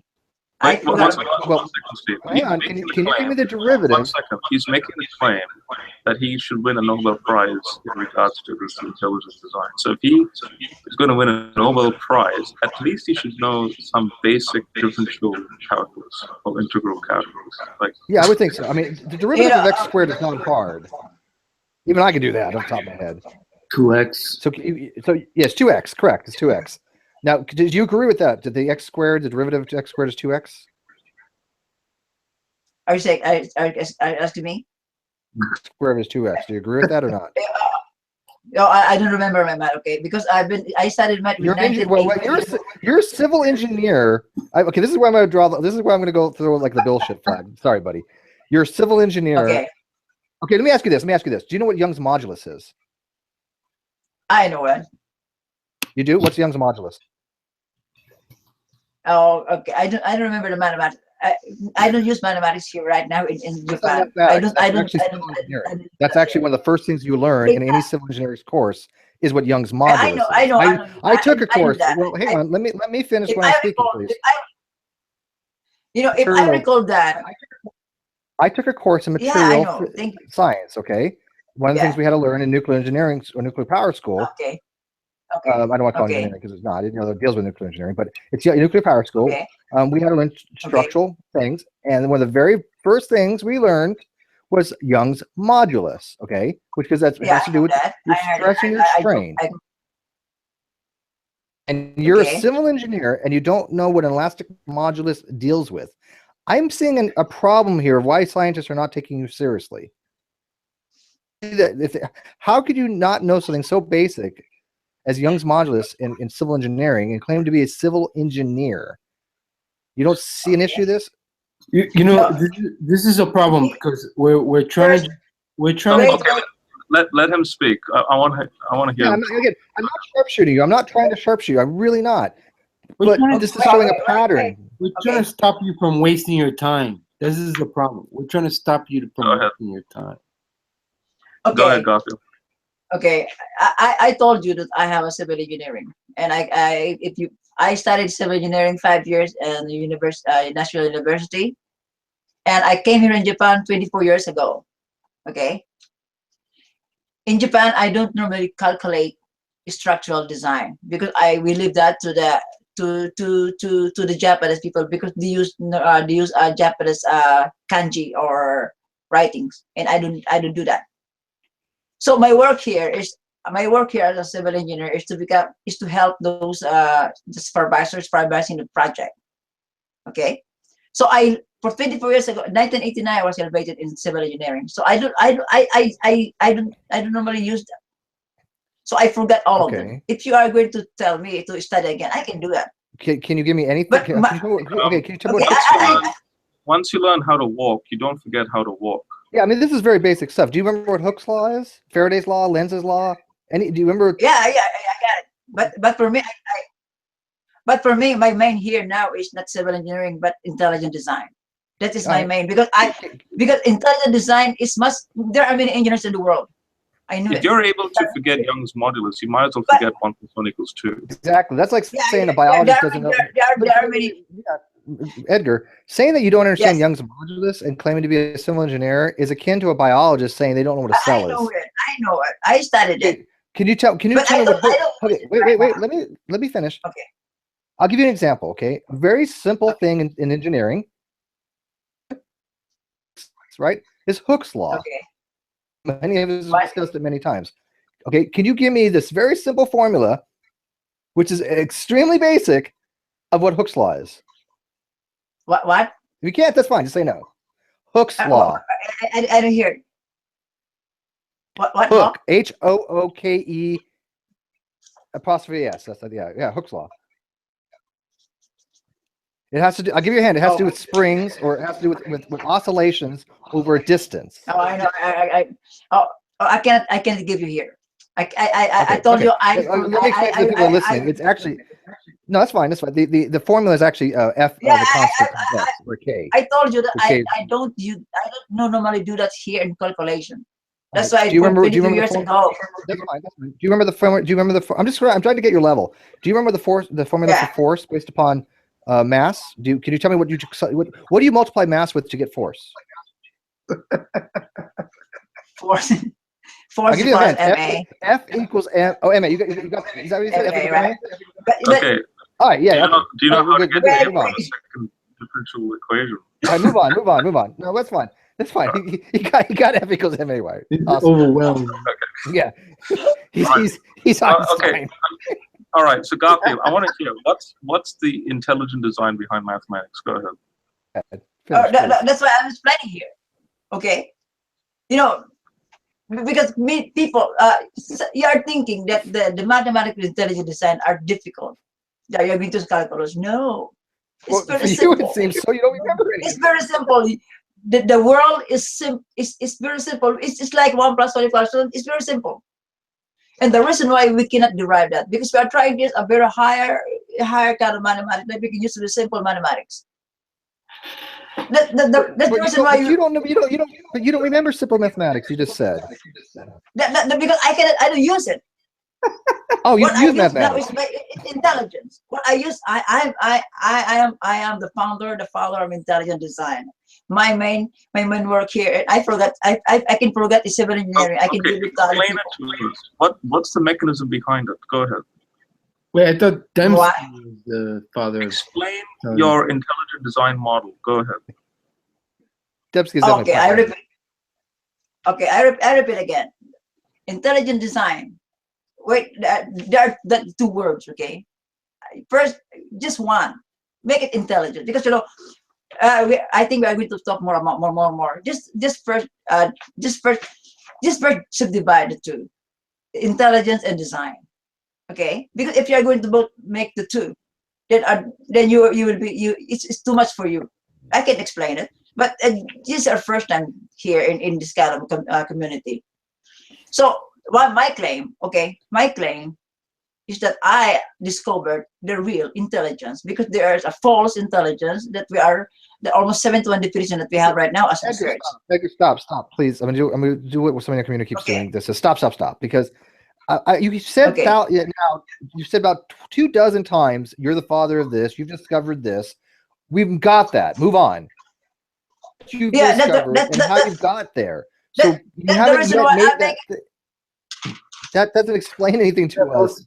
That's the reason why I'm telling you what my How much experiment. paper is required to overcome the force or the momentum of the egg hitting the tissue paper? That's all that is. Experiment. Okay, No. Steve, Poorly, let him but- continue. I want him to continue. Go ahead. Okay, sure. Can you please help? Can you?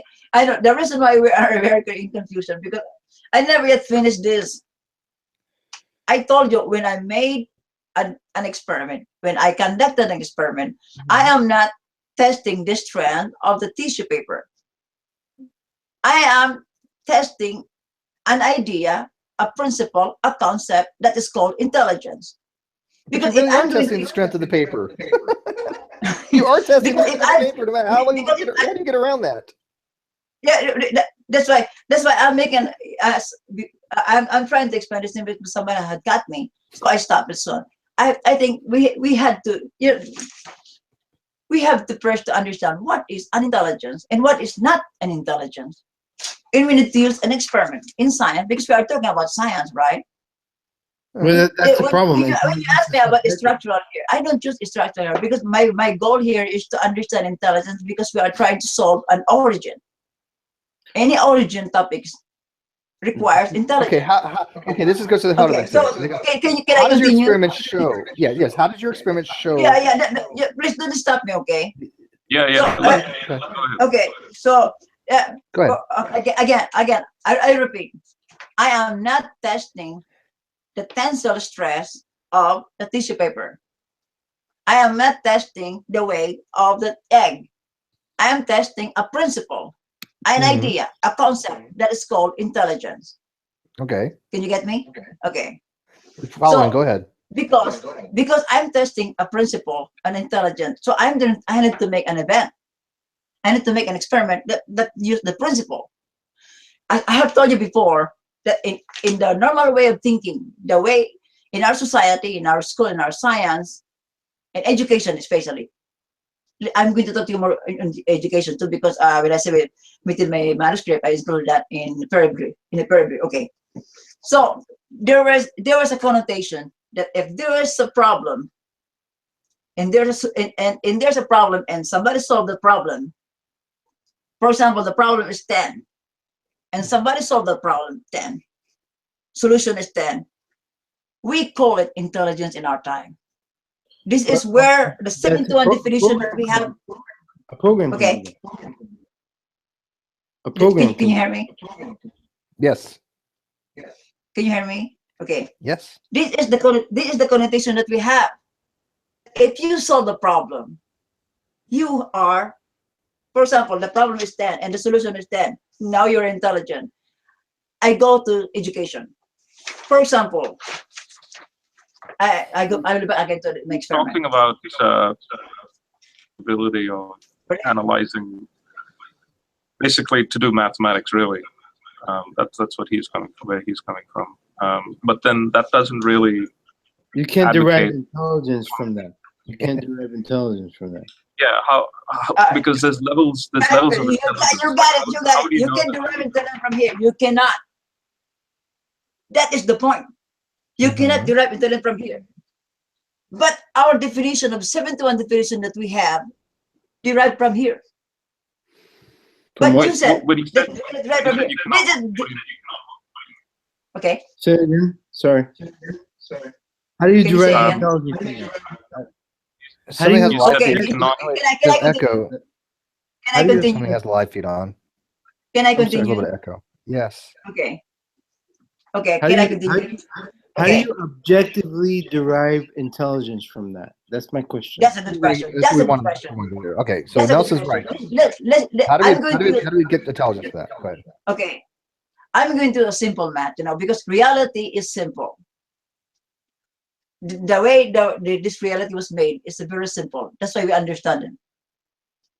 So, first, okay, I repeat. When you have a problem and you have a solution, we call that intelligence. But actually, in my discovery, it is not intelligence. If you are going to make it a ratio, What was the problem in the experiment? Can you give me what the problem was? what problem? What problem were you trying to solve? What problem were you trying to solve? Intelligence. The No. intelligence. That's not a problem. No, what was Trying to solve. the better question would be, what was the parameters of the experiment and why were you conducting the experiment? What? To And hence, determine what what? was We are conducting an experiment. I had conducted an experiment because I would like to know what is an intelligence. Yeah, but Because the intelligence is experiment not on what? Like, Objective. we know that you're conducting an experiment to evaluate the intelligence of an individual. But what were you experimenting on? Were you dropping a ball from a height? Were you, Yes, yes, yeah. You're right. You're right. I don't know, Actually, let's testing we can Yeah, make I this used- even testing the Young's modulus? I use tasting pepper. So, I use an egg, and somebody cuts me at the bottom. My assistant cuts the bottom of the egg. Young's modulus for this, like conduct that experiment and then you know, go from there with respect to intelligence. I cannot hear. Can you? Can you? One more, please. General's he's just being general. He's just being obnoxious. Okay. Basically, what you're saying is you can conduct any experiment on this earth. You could even conduct a relativistic experiment. You can conduct measuring the speed of light at a certain distance in relativistic context. You're trying to Use say intelligence. that from various Probably. forms of experiments that there's intelligences involved. Wait, I don't know how you define intelligence in your word. wait, I have my own definition. that's actually That's why I can understand it. Because actually when I not- use the word intelligent, that's actually not the when I concern, use the word, because What? actually I would like to know if you come upon if you're in a desert, right, and you come Okay. upon 6 stones, okay, was it there because of an intelligence, or was it there because it just happened naturally? good question. And how do you know the difference? Good question. Can You you know know, it through Good question. ID? Good question. Go ahead. Go ahead. You know, I can answer that question. For example, in my books, I said, if you are going to look at the mountain, how do you know if the mountain is designed or not? If you look at the cell, how do you know if cell designed or not? As I have said, because you know, I have written a book, so maybe you didn't read it. So I'm trying to explain it here. There is a pattern of intelligence. In other words, in this, if for example, this is a company, the company who made these things, the marker, has Mhm. always a pattern. Human. So any designer, any person, any designer, any intelligent designer who make X a pattern, and I call it a pattern of intelligence. So, for example, if you are going to, if you are walking at the desert and you find 6 stones, you will find the question is, what is your question? Are you talking about, is this stone or intelligent design or the sand? What are you talking about? How do you tell the difference? Specify. What? How do you? He's asking you, how do you tell the difference? If you have 6 stones that have came apart them, and there are 6 stones just laying about in a certain pattern, how do you determine, what Okay. experiment do you do to determine whether they were put there naturally or by a causal agent or an intelligence? Is that your Exactly. question? Good question. Exactly. First, I don't know that stone. Okay, in intelligence, you have first to check. I don't know the stone. Maybe the stone, for No, example. because it's subjective. It's Yeah, subjective. because it depends. For example, I draw like this, Okay. like that, 6 stones. Okay, we know that was intelligent. We know that was quote intelligent design because we watched you do Like it, that. correct? Exactly. Wait. First, you know, we Yeah. are talking science here. We need to specify, because if you don't specify something, it is not science. You're Because talking around the topic. If you generalize, we Edgar, cannot you're solve the talking problem. around the topic Okay, rather than better- talking to the okay. question. Steve, a It's better way subjective. for him. You don't know. He's not one Intelligence second. is He's not understanding subjective. what You don't know. one second. He's not understanding what you're saying. So Garfield, if you go on a beach, okay, Yeah, I think, okay. someone has written a name in the sand of the beach. Name, okay, name. Say Right, that okay, that name. is the result of natural processes or an intelligent agent. When there's a name, and the name is recognizable by us. The one who check this, the person who will check that must know the name, must first the language, the writing. Because if you go there, if you don't know about writing, if you go there, if you don't know about language, What you're you can establishing check then, okay, what you're establishing then is that there's obviously a human intelligence that wrote that word, because that word is obviously connected to an anthropomorphical being. Yep. So, is there an example of this type of intelligence engraved within nature? In other words, Yeah. can you objectively measure intelligence? Okay. And the answer is no. The answer is no. Please, please. First, we need to define what is an intelligence, because my intelligence and the way you think about intelligence are different things. You are thinking of intelligence based on the theory of evolution, based on a wrong intelligence. Hang My on, intelligence. Edgar. That's why. That doesn't Please answer his can question. Can you Edgar, help me to Edgar, explain? Edgar, Okay. Edgar, our definitions of intelligence make no difference to your argument. He asked you a question of how do you differentiate between a pattern that's produced naturally and a pattern that's produced by a causal agent or an intelligence. You have That's not why I told you. addressed that question. Yeah, because the question is not science. That's not science. You want to differentiate between one and the other? Because when you walk, for example, when you walk on the beach and you find a stone like this, or like that. So first, it depends on the person, right? If I'm the one, It depends on the who's person. an intelligent, So one person may. if I'm the one who are going to check it. If I'm going to, How is that I see objective? it. It's Wait, not- wait, wait, I'm Edgar. going to say, Edgar. Objectively, either those Yeah. patterns were formed by an intelligent agent or they were not. Would you agree? this one probably the most probable. Okay. Because there is always a pattern for intelligence. You're not answering. Listen to the words that are being formulated that I'm speaking to you, because you're not addressing them directly. Okay. Across a pattern of rocks.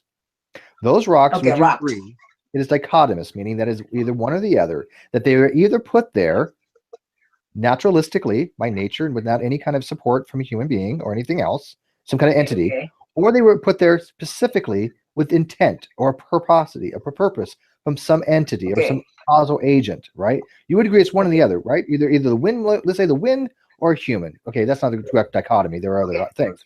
But how do I have sure? But how do I differentiate whether the wind put in there, get them down? How do I know?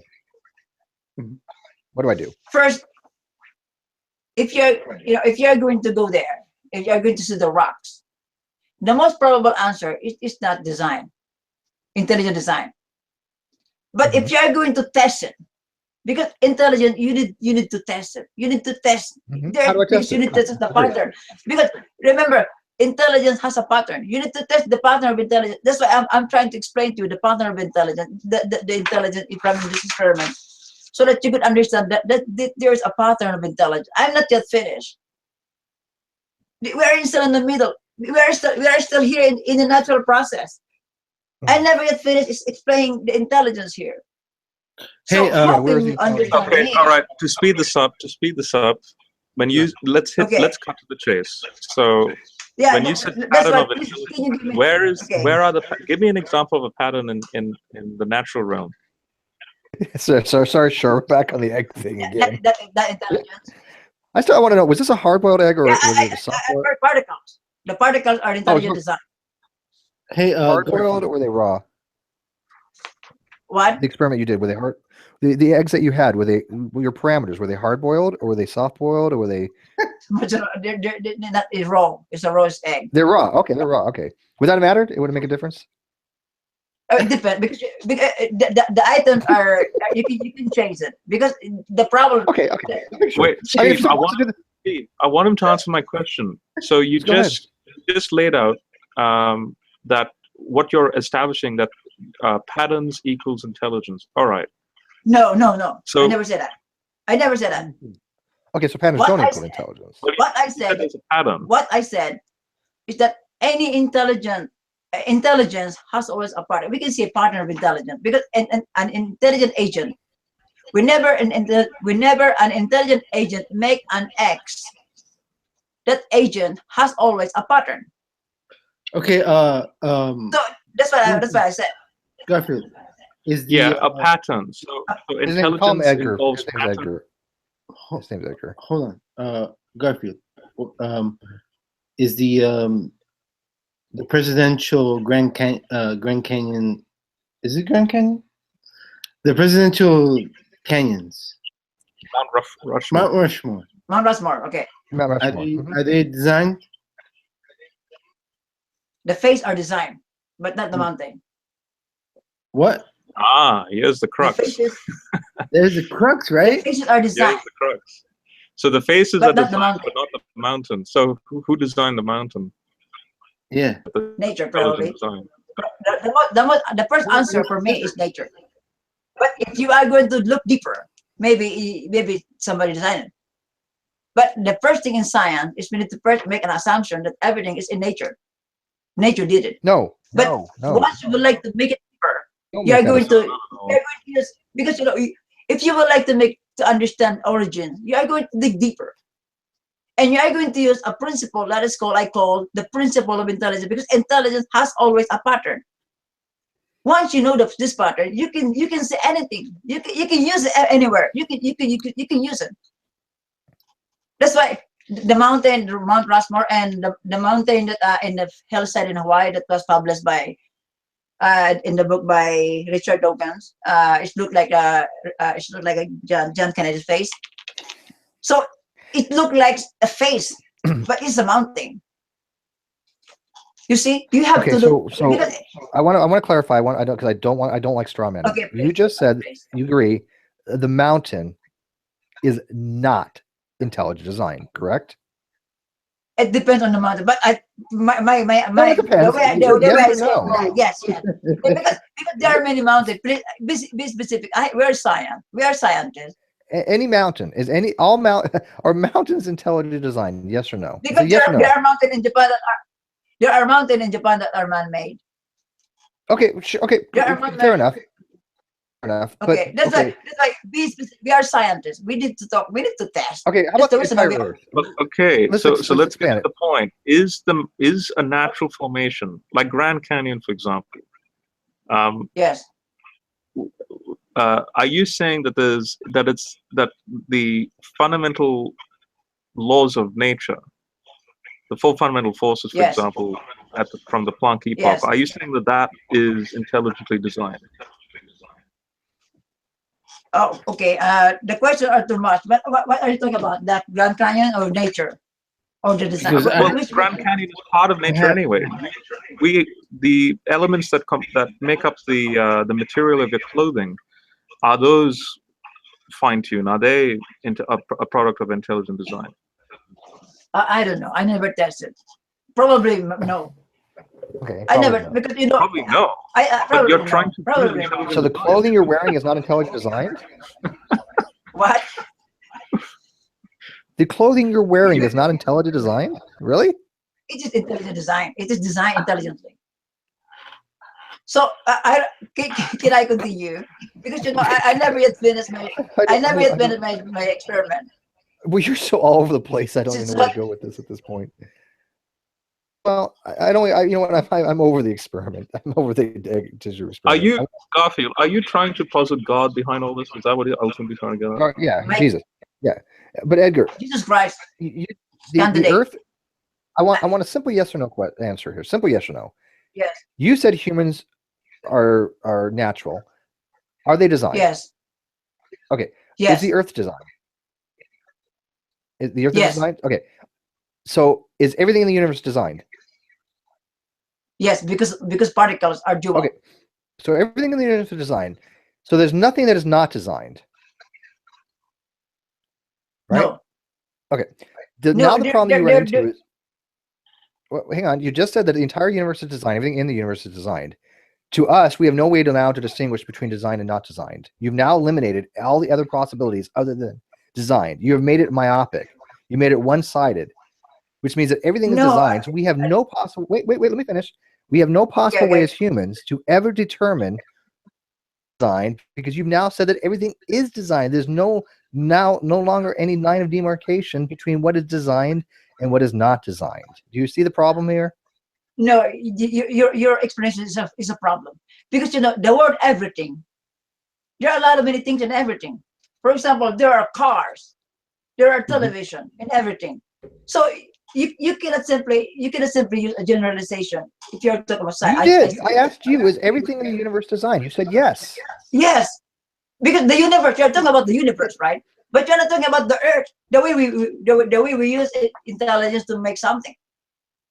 So you need to separate. That's the reason why we are the we are confusing the word intelligence, because the theory of evolution mimics everything.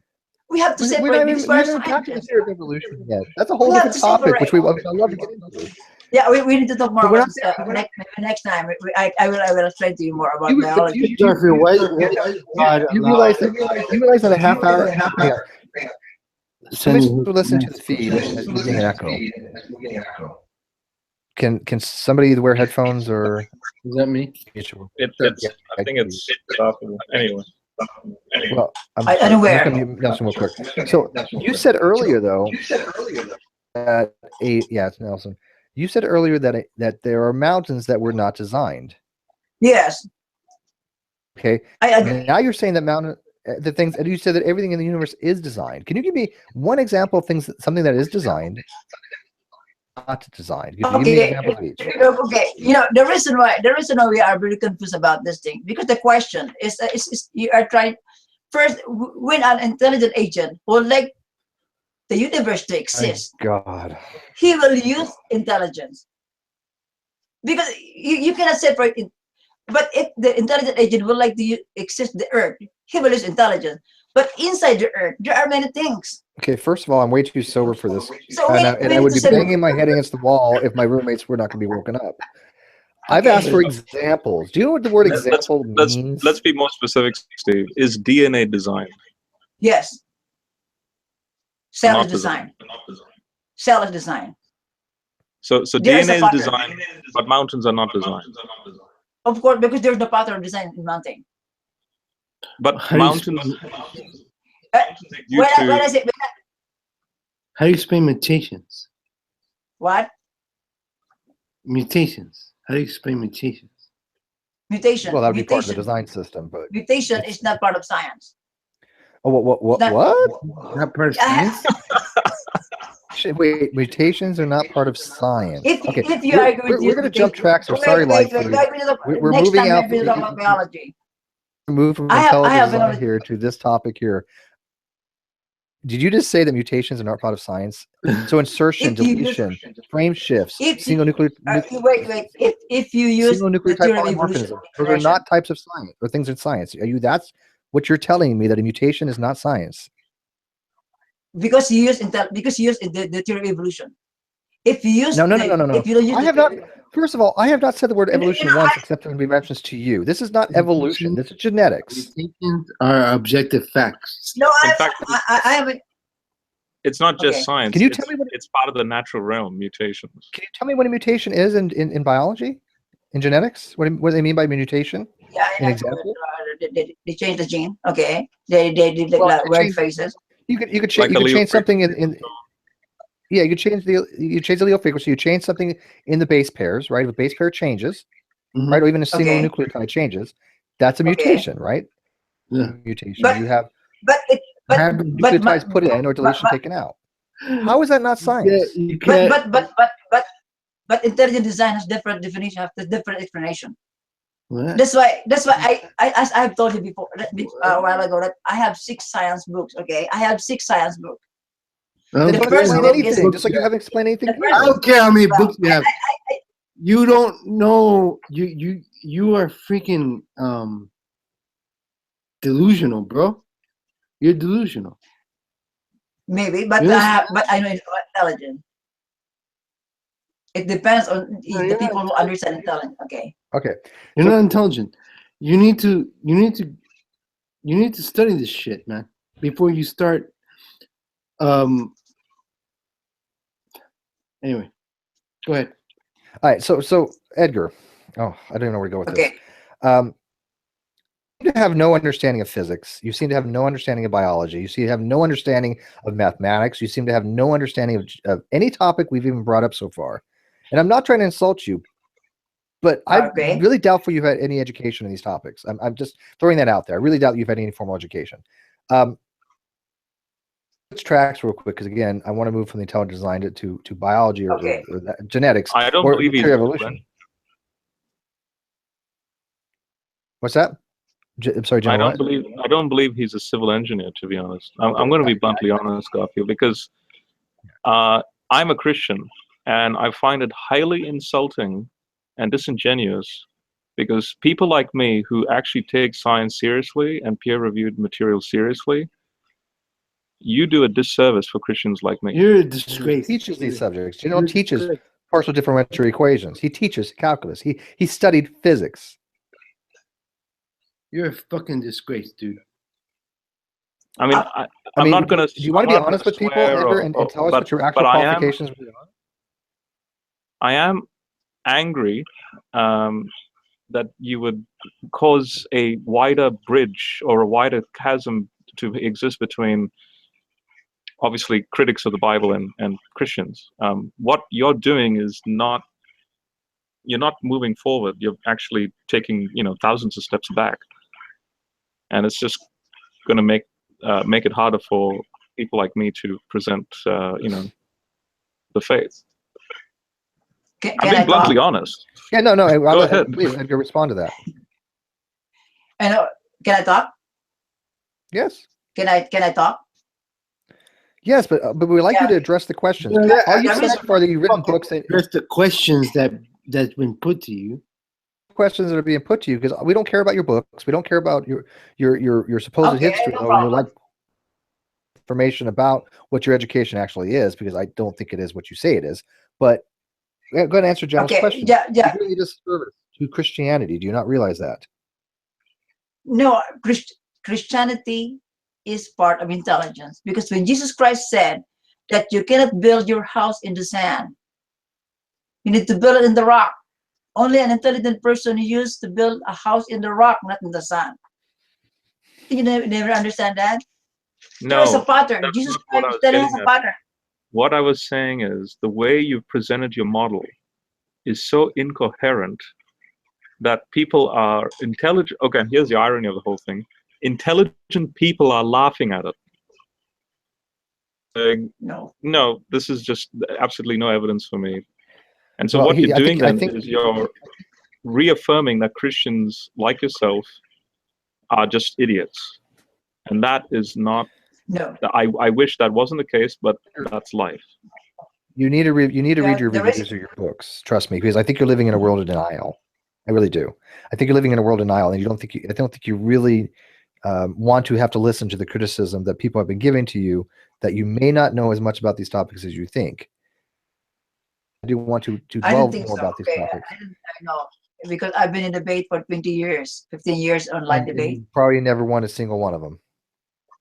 And no, the reason why I am, the big difference between you and me, because when we debate, for example, a Christian, for example, in Ken Ham's side, okay, if I'm going to ask Ken Ham, how do you know if God created the universe?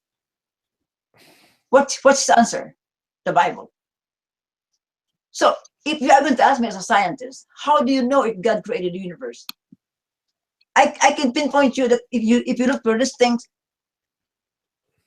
because any intelligent agent has always a pattern. Do you know that Ken Ham is wait, Steve, wait. What's the mechanism? One says that the sun came before planet. For example, 1 second. When you ask, when you ask you, sun came before planet. Go ahead, General. What? General was saying something. So you just you just referenced Ken Ham, and Ken Ham would say Genesis 1:1.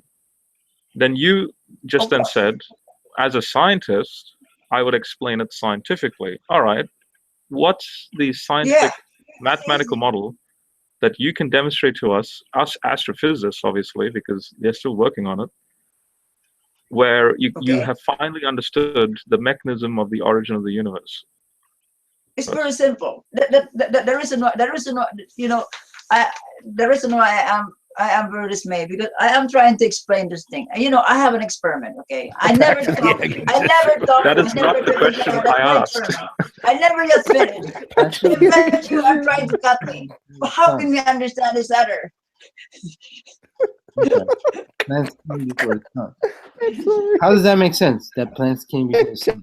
I asked you about what happens before the plant epoch. How did the universe originate? What's the mechanism? How did plants come before the sun? Well, my That is a thought, like red herring. Question, but if you have intelligence play a key One, right? role. Or Can I not? talk? The question is before the universe, before the Big Bang, right? no. Is that the question? Okay. Is it Edgar or Garfield? What's the name? Edgar. Edgar. Yeah, this is my name. Do you realize what you just illustrated to us, though? You said that if you were to go to Ken Ham, he would presuppose automatically Genesis 1:1. He won't even need to explain it scientifically, except you said that you would go one step further and explain it scientifically. So I'm asking for your scientific model. Okay, I have a model. Okay. Mm-hmm. What Yeah, the of the problem? origin of the universe. There's one, right? So explain it to us then.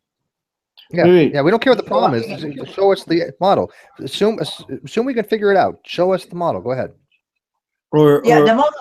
Or just simply explain to me how do you get plants? No, Nelson, that's a red herring. That's going away from my question. Yeah, it's Why a is different that? question. Why is that? I want because you point out said real you quick. can go one step further. So go ahead. Wait. Yeah, I want to point out for the Okay, people listening. okay, Wait, okay, hang on. okay. Admin stuff. I want to point out for the people listening because we have a lot of people watching sorry. right now. Edgar's name in the Hangout, which you guys cannot see, comes up as Garfield. We have occasionally referenced him as Garfield. That's why General has referenced him as Yeah, yes, Garfield. His name is Edgar Pastrado. His book's on Amazon. But he's under the name of Garfield in the Hangout. That's why it's being referenced that way. But go ahead. So please help me. Please give me time to explain these things. Because once you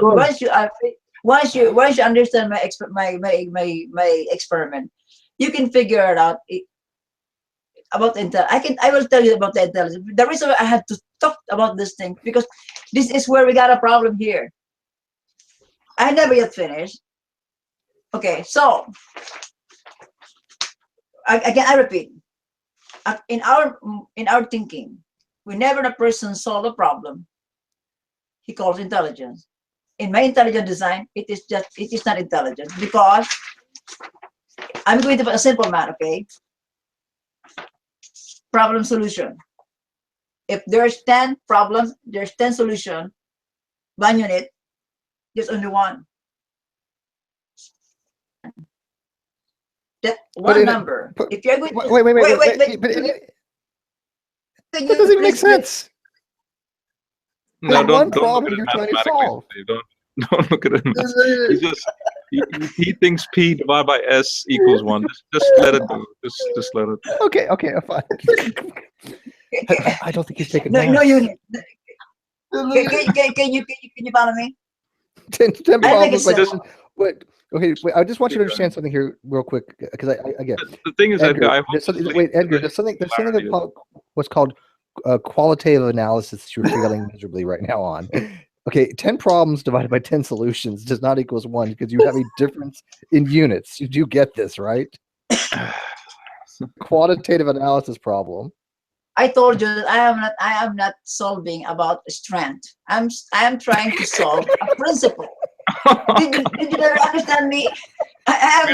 We're not even saying you are. I'm sorry.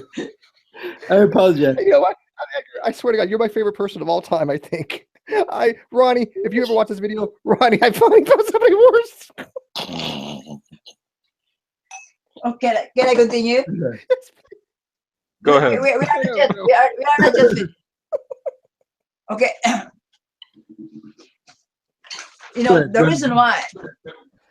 Carry on. Because if I cannot explain these things, if I don't explain this to you, you will never understand intelligence and how I drive it for the rest of your life. That's the reason why it's very important for me to share this to you. It was written in my book, but I'm telling you here for free so that you can understand me. Please give me time. After that, I tell you what, I'm gonna mute everybody across the board. You have around the bush and get to the point. Yeah, you have as long as you want, but you're not talking about the question. Edgar, okay, 1 second. Edgar, just rip off that top half of the page. Yeah. And just go straight to point B now. Yep. Come on. E equals T times 2 pi, somebody said. It's a good idea. Do that. Do that. Just pretend that top part of the page doesn't exist and just go straight to the next point. Straight to the point, man. Straight to the point. Yeah. You can do it. Go ahead. Okay. Urology, don't leave. This is classic urology. You're going to regret I'm leaving. writing. I'm writing. He says like he's got to go. You understand it? Okay. This is how I write. All right, let me present you. I want to get this. Let me present you 1 sec. Yeah, as you guys know, I'm using a laptop because my monitor went out, so this thing is like slow as molasses. Yeah, Right, you so- see this? So you see how that that actually cancels it out. Okay, I should be presenting him. You So present- P10 over S10 equals 1. Natural process. Show it to the camera one again. Natural process. No, One. natural proc 1, instinct 1.5. Okay. Intelligence is 1.5 to 3. Intelligence is 1.5 greater than.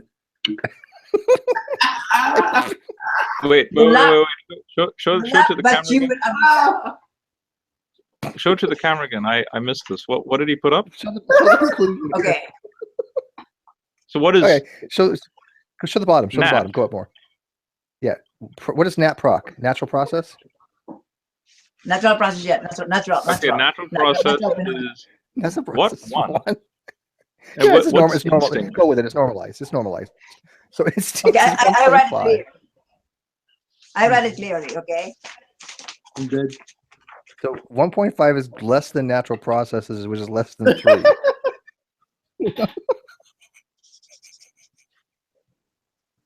Okay, I write. Is that normalized? Those numbers What? normalized. Yes, the same. It's the number normalized. Yeah, Do you know what normalized means? this is that number. Okay. A what? This, Did you say this is percent? okay. You love, but which one of those numbers? Which one of those numbers are normalized? Which ones are normalized? Show me. Put it up on the camera. Okay. So nat process equals 1. Instinct equals 1 to 1.5. yes. No, than- man. What is this? What's this IP? Intelligent process, intelligent probability, Okay, intelligent design. process. And where do you get 3 from? That's a good question. He rounded pi. he got the value from pi from Gman. It depends on what system you Yeah. use. Okay, Not true prism. So Give this- me 3. this is what I've discovered. Okay, I this is very simple. Okay. If you know So yeah, you found This is- 1.5. All right. So that's less than Natural IP. And where do you get 3 natural from? process is 1.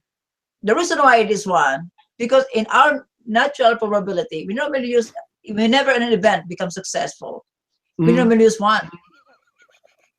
So in my derivation of in my experiment, if you are going to have a problem divided by solution, there's only 1. This also an event. There's only one This solution. is a success. This is a successful event. This is 1, and this is also 1. So we can figure it out that natural process, if you are going to use this mathematics, is only 1. But the problem here is instinct. Okay, I use instinct The instinct is 1 to 1.5. How do you range determine from that? that? Yeah, what's the Yeah, range there? that's the good question. That's the good question. Okay. And so answer 1.5 it. to How do you determine that? okay. how do you determine Okay. that? One second. I want to talk to Edgar here. So how do you determine 1.5? I wouldn't 1.5. mute myself. So in this thing, when I made okay, this okay, wait. When I made an experiment, I told you I used a tissue paper. Tissue paper is we can quantify it. We can know the number of this thing, right? So okay, let's wait. Okay, just quickly. Now you said natural processes is 1. Yes, natural process Okay. 1. Now you said what is P and S? What are they? P is process, right? Can I? Okay, I've got Process, echo. yeah, We have echo. Wait, Steve. Steve, this is important. Yeah, I but we need have him echo, to and nobody see. can hear anything. It's important because it's very simple. Okay. Okay, so P is process and S is solution, right? And Yes. according to your calculation, Yes, my when you calculator. divide the two, it becomes 1, right? Yeah, because it's the same amount. Okay. Okay. 10. Okay. The problem is 10. Now, is the process and the solution, are they conducting the solution? Wait, let him present it. Can you repeat, please? Can you repeat again? Nelson, 1 second. Right. So you have P as 10, and you have solution as 10. So there's 10 problems, 10 solutions. That's according to what you've done there, and then you've divided those two, and you said this is 1, right? Yes. So Yes. far, so good. Perfect. The solution then, the human intelligence is finding out the solutions of those 10 problems, right? Yes. Right. But this is not intelligent. This is only a natural process. Right. Okay, so that's what I was getting at. How the heck do you differentiate human intelligence, which is with respect to the S category, and then say that the value 1 is only dealing with natural processes? Shouldn't that 1 be something to do with intelligent processes, not natural processes? Good question. Good question. Good question. That's the thing. You can't. Good question. You know, this is how we mesh this topic. I'm going to go to education. I'm going to tell you this very simple. Okay. If you could Look, do it, you are. 1 second, Nelson. Please listen to me. Okay, I'm going to tell you how we got a mess in the way we understand intelligence. Okay. Let us assume for a Let me tell moment. you something though. If you could do it, you are pristine. You will be a millionaire. Maybe. Okay. Can I explain? Go. Yes. Okay. You know, the reason why we have a 71, 72, or 80 definition of intelligence because we mix everything. I'm going to give you one very simple that you normally know it. For example, when your teachers gave you a problem, okay, with 50 questions, you are required. Look at this. It is how we mix everything.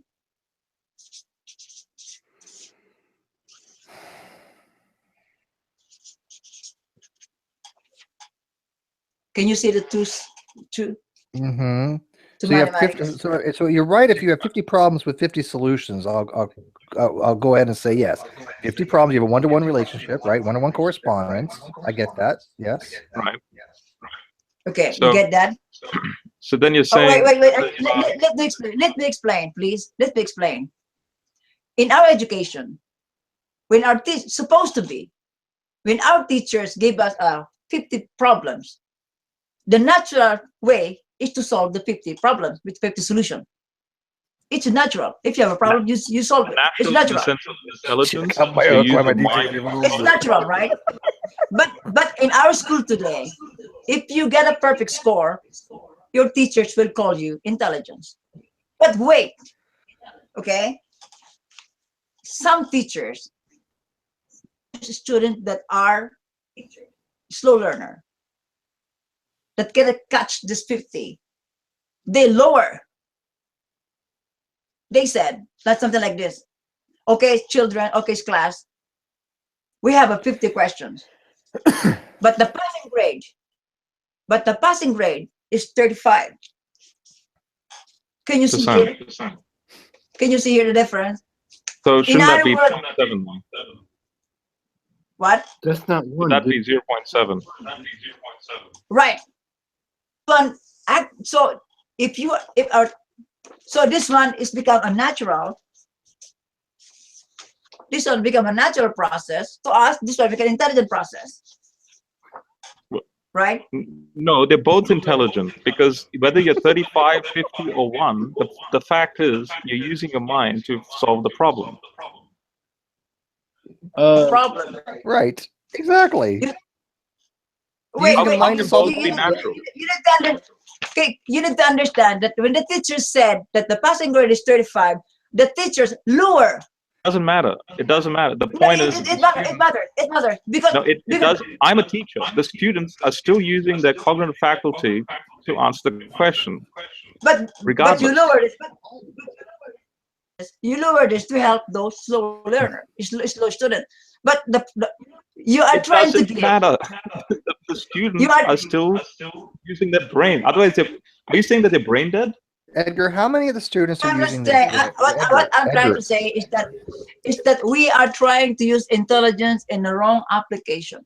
Edgar, how many people in that situation, that experiment, are using their brain to have a problem, take it, and solve it? How many students are using their brain to do that? Can I ask you? I don't know. I don't know about that. You don't know. The answer is 100%. But you don't know. Of course, it has to be 100%, Edgar. Edgar, you don't know that it has to be 100%. Are you saying you really don't understand that there might not? I mean, there cannot be students that are solving a problem. Edgar, do you have a method? Do you have a falsifiable method that distinguishes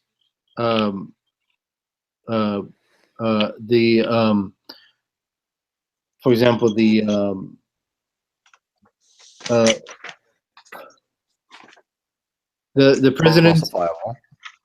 presidents on the canyon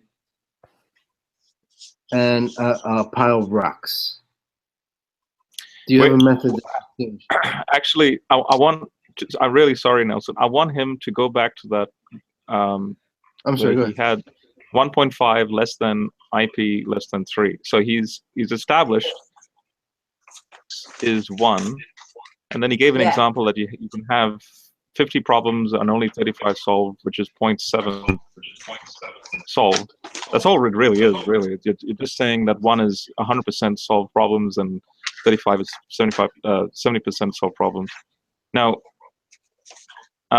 go back to that 1.5 less than IP less than 3. Is this right? Now, you said that the natural process is 1, which is based on the P on S. Now, where do you get? Yeah, we agree. We know that. What's the formulation and the calculation for instinct to get between 1 and 1.5? Where's the other extra 50% coming in? Yeah, I based this one. Okay, me too. Okay, as a discoverer of intelligence, this 1.5 for me, I am not so sure, to tell you the truth. I said in my science book that I am not so sure, because the reason why I'm not so sure about 1.5 because we do have I never yet tested this to a dog, to a cow, to a car, to an animal, to do an instinct. But based on the way I, what I said, what I'm trying to say is that instinct is always is always greater than 1. The reason why I'm trying to do this instinct is greater than 1, because I base this on assumption that, for example, if you're going to have for example, what's a crow? CROW. What is that? A crow, right? Yeah, a crow. Yeah, a bird. A crow. A raven. A crow is a type of bird. Yes. A crow. Yes. We know that a crow. Mm-hmm. A crow. Based on my analysis, that a crow never used intelligence, because it does actually. It's very. Why would it not? No. The early bird gets. They're able to take tool to get another tool to get their treats. No, it never used intelligence. Yeah, really? It is because intelligent. a crow. that goes against everything. Maybe the way you define intelligence, but the way I define, the way you can't just redefine things to suit an argument. I mean, birds, they demonstrate principles of intelligence. Here's Edgar.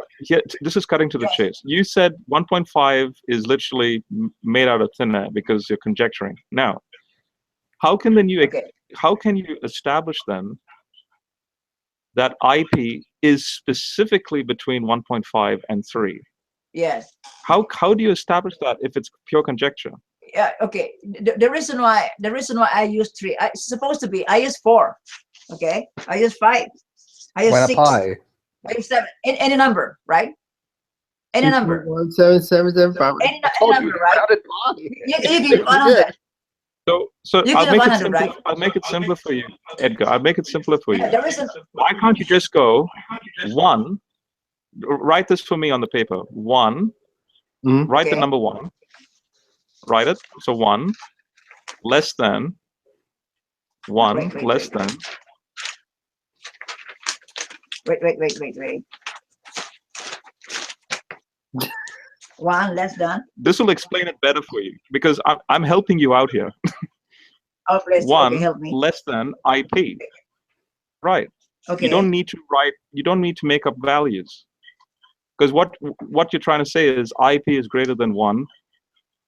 So I'm going to make up numbers. No, you don't need to do that. You just go 1 less than IP, or IP greater than 1. Yeah, the reason why I use 3.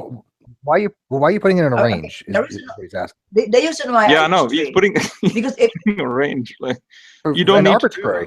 But what's weird about this is he's arbitrary putting in the range values, right? He's not basing the range on any kind of like function, right?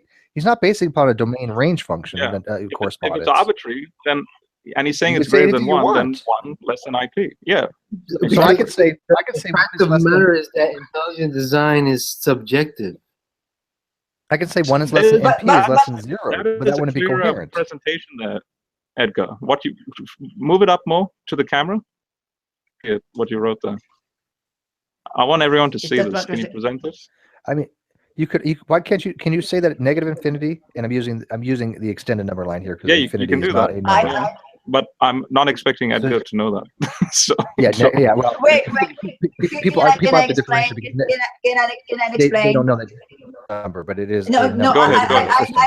So, but Edgar, can you say that negative infinity is greater than, or excuse me, negative infinity is less than NP less than positive infinity? No, this is an infinity. Why not? If they're arbitrary numbers, that's in the range. Is that a better explanation? Go ahead. Okay. Okay, I'll write. Okay, this is the way I. Okay. 42. No. I want you to stick with the 1 less than IP. Is that a better explanation? Because when I use IP, there's what I found. Okay, there's what I found. There's what I found. Okay. While he's doing this, let me recap for the live feed. He's arguing that eggs falling through tissue paper is examples or experimentation of how to derive intelligent design, and that Jesus created everything except for certain things that he arbitrarily says it doesn't. You're saying 0 less than P less than 1. Okay. This is what I call a natural process. Okay. Yeah. And then you help me to say that this one is IP. No, I use IP. But again, you could use 0 up to negative infinity. You could use 1 up to positive infinity. Why? I am a discoverer. I am a discoverer. Okay, I can use my own term. I can use my own number. So you're saying that P is in the range of 0 to 1, so it has to be 0.1, 0.2. No, the P here. This one is basically this. Well, no, wait. This P here that we know is natural probability, right? But it has to be in the range of between greater than 0 but less than 1. So it has to be something like 0.1.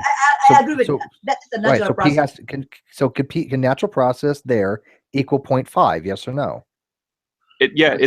There's Steve. It could be an infinite amount of numbers between that range. Right. So, and that's what I'm getting at. Hang on. I want him to answer this. The values of P, very closely, Edgar. The values of P in that range between 0 and 1 P are there? Yes. In other words, how many values Can, of P can it take to satisfy that expression? from 0 to 1. No, P can equal Because this- 1, right? P is not equal 1. But No, P can equal But- 1 because but- P is less than 1 in your diagram. Can equal 1. but we don't. That's the reason why I use P, because I call it a natural probability. Because if you are going to make an event exist, you are going to use 1. Okay, first of Makes all, it that's not a successful. probability because, okay, Edgar, a probability can be 0 or 1. I Okay, a understand. probability of 0, a probability is defined as something that in the interval of 0, including 0 to 1. I understand it. Yeah, I understand a probability it. limited that it cannot be a 1 for certain. But this one is natural and 0 can process. never happen. Okay. This is simply this is the way how we try to mathematize. So what value to what the natural process is? Because wait. Go ahead. No, I wonder if he's saying, okay, let's put it this way, because it makes no sense to arbitrarily say that this, like say a volcano is 0.1, and I don't know, a supernova is 0.9. As maybe he's trying to get at in regards to the complexities of the natural processes. So there's like that equation, a range of 0.1 to 0.9 in the complexities of the natural process. But the point is that he's saying that 1, with respect to humans solving the problems, so humans investigating those problems, the natural problems, that therefore that equals 1 if there's a 1-to-1 correspondence of problem versus solution. And then he wants to make the point. But that's I know trivial. it's stupid. But then he wants to make the point. For intelligent agency is greater than 1. Because intelligent agency supersedes on top of the existence of problems and solutions. So therefore, 1 is less than IP. At all? Yeah, it's the same, Edgar. IP is greater than 1. Yeah. Why not just say Yeah. So that's his model now. We've just established his model for him. But in my discovery, the reason why I use 1.5 as an instinct. I think I've made the discovery even better. So, do I get a share of the Nobel Prize? No, for me, this one, the one, this one. You know, I told in my book that this one I am not so sure. Okay. I told our mathematician, our scientist, that's because I am a discovery. This is an initial discovery. So I'm saying to them that if I'm wrong, maybe we got to move on a little bit because it's getting to be midnight my time and people are going to start tuning out. I want to take this quickly in a different direction. By the way, Edgar, I more than want you to come back on. Okay. Will you do that? Please tell me. Okay. So next time you have time off, we'll make it like next week or something like that. We are having you back for sure. Thank you. Okay. I'm not wrapping this up. I still want to ask you a few more questions, but I want to move on to young Earth creationism, if you don't mind. But to the people in the live feed, because I know a lot of people start going to bed about this time. It's really late Eastern time. I'm glad you guys were entertained by this. This is probably going to be one of my most favorite hangouts of all time. But I just wanted to point out to some people that I want to thank them very much for the support that I've had for my channel, and that they wanted me to put up a wish list. I did put up a little Amazon wish list. Somebody's already taken care of the fact that my monitor went out.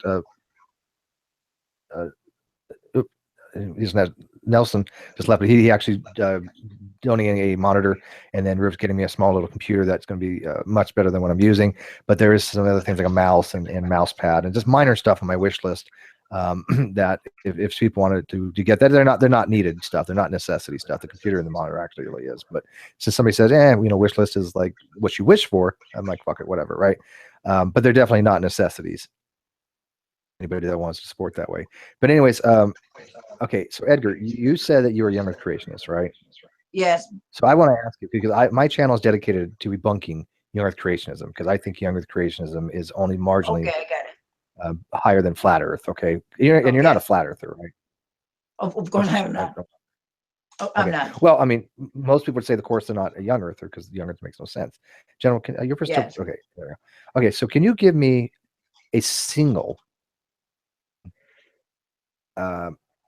piece of evidence that you think supports a young earth model? Young Earth.